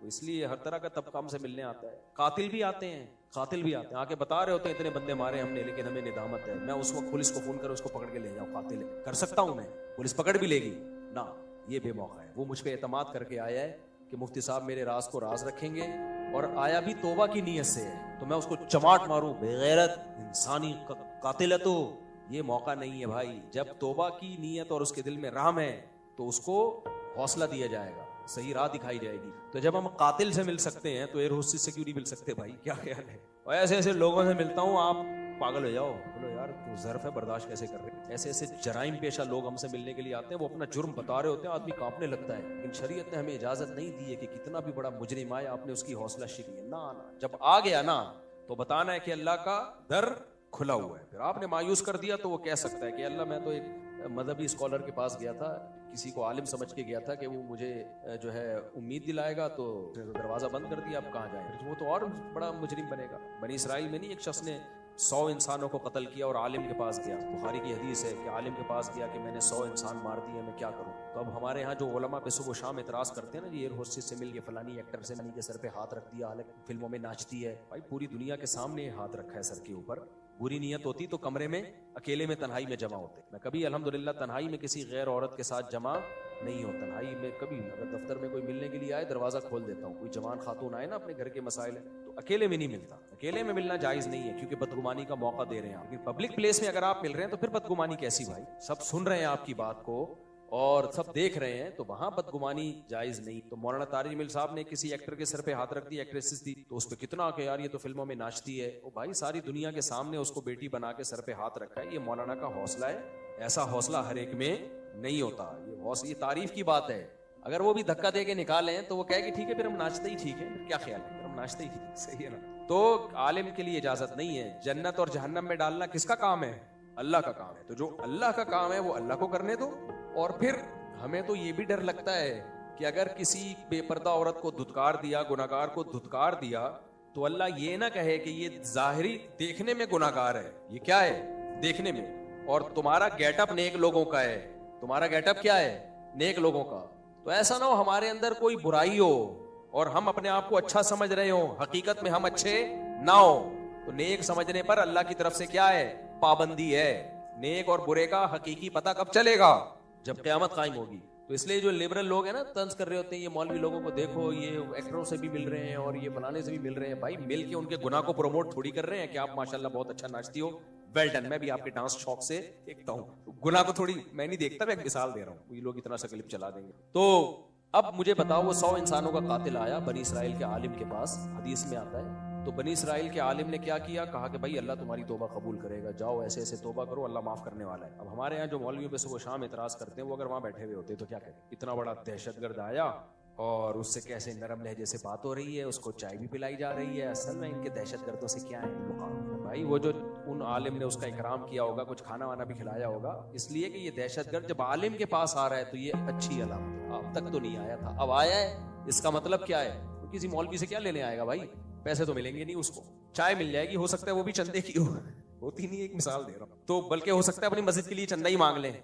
तो जो किसी आलिम से मिल रहा है ना, इसका मतलब उसकी नीयत में फतूर नहीं है। हाँ, हुकूमत से मिल रहा है तो अच्छी नीयत से भी मिल सकता है, बुरी नीयत से भी, उसमें भी 100% बदगुमानी जायज नहीं है। बाज़ दफा हुक्मरानों से मिल रहा होता है इंसान उनकी इस्लाह के लिए, अपने फायदे के लिए नहीं, और बाज़ दफा चापलूसी और मक्खन लगाने के लिए, अपने फायदे के, तो इसलिए हर एक को एक लाठी से नहीं हाँकना। चलो भाई कोई सवाल बस पूछो, फिर छुट्टी करो। मेरा सवाल ये है कि किसी लावारिस मैयत को अगर दफन कर दिया जाए तो वाले ये कहें कि हम उस इलाके में ले जाते हैं, तो कहाँ तक इजाज़त है? जायज़ नहीं है। जब मैयत को दफन कर दिया तो उसका इलाका चेंज करना इजाज़त नहीं, तो इसकी बिल्कुल, बाकी उसके लवाहिकीन फिर भी कर रहे हैं तो करने दो, फिर वो आपके इख्तियारात से बाहर, क्योंकि उनकी मैयत है, आप उसको ज़बरदस्ती नहीं रोक सकते। हमारे ऐसे ही हुआ मदरसे में, गार्ड बेचारा पुराने वक्तों की बात है शहीद हो गया, तो यही हुआ कि उसके गांव के लोग आए, उनको हमें लेके जाने लगे, हमारे बड़ों ने कहा भाई छोड़ो, उन्होंने कहा नहीं, तो हमारे बड़ों ने ठीक है भाई अब हमारे इख्तियार, वही बात अभी जो बयान हुआ था ना कि अपने इख्तियारात को क्रॉस करने की कोशिश ना करें, तो उसके जो बेटा है या जो भी है, अब आप उनसे थोड़ी लड़ सकते। लावारिस लाश को जब भी दफन करें तो उसकी तस्वीर ले लेनी चाहिए ताकि लोगों को पता चल जाए भाई कौन है क्या है, ऐसी मौके पे तस्वीर ले। और भाई कोई सवाल है के दौरान का जवाब दे सकते? नहीं दे सकते, बस आखिरत आधा से आला मकाम हो, अंबिया साहबा की बात, तो उसके लिए क्या मेयार है, कोई खास शौक? हाँ देखो, जो चाहता है आला से आला मयार हो, तो अगर सारे शोबों में बेसिक जरूरतें पूरी हो रही हैं तो फिर तो दीन के इल्म को इख्तियार करना, क्योंकि अब नबी नहीं बन सकते, नबी के वारिस बन सकते हैं, दीन के इल्म में कमाल पैदा करे।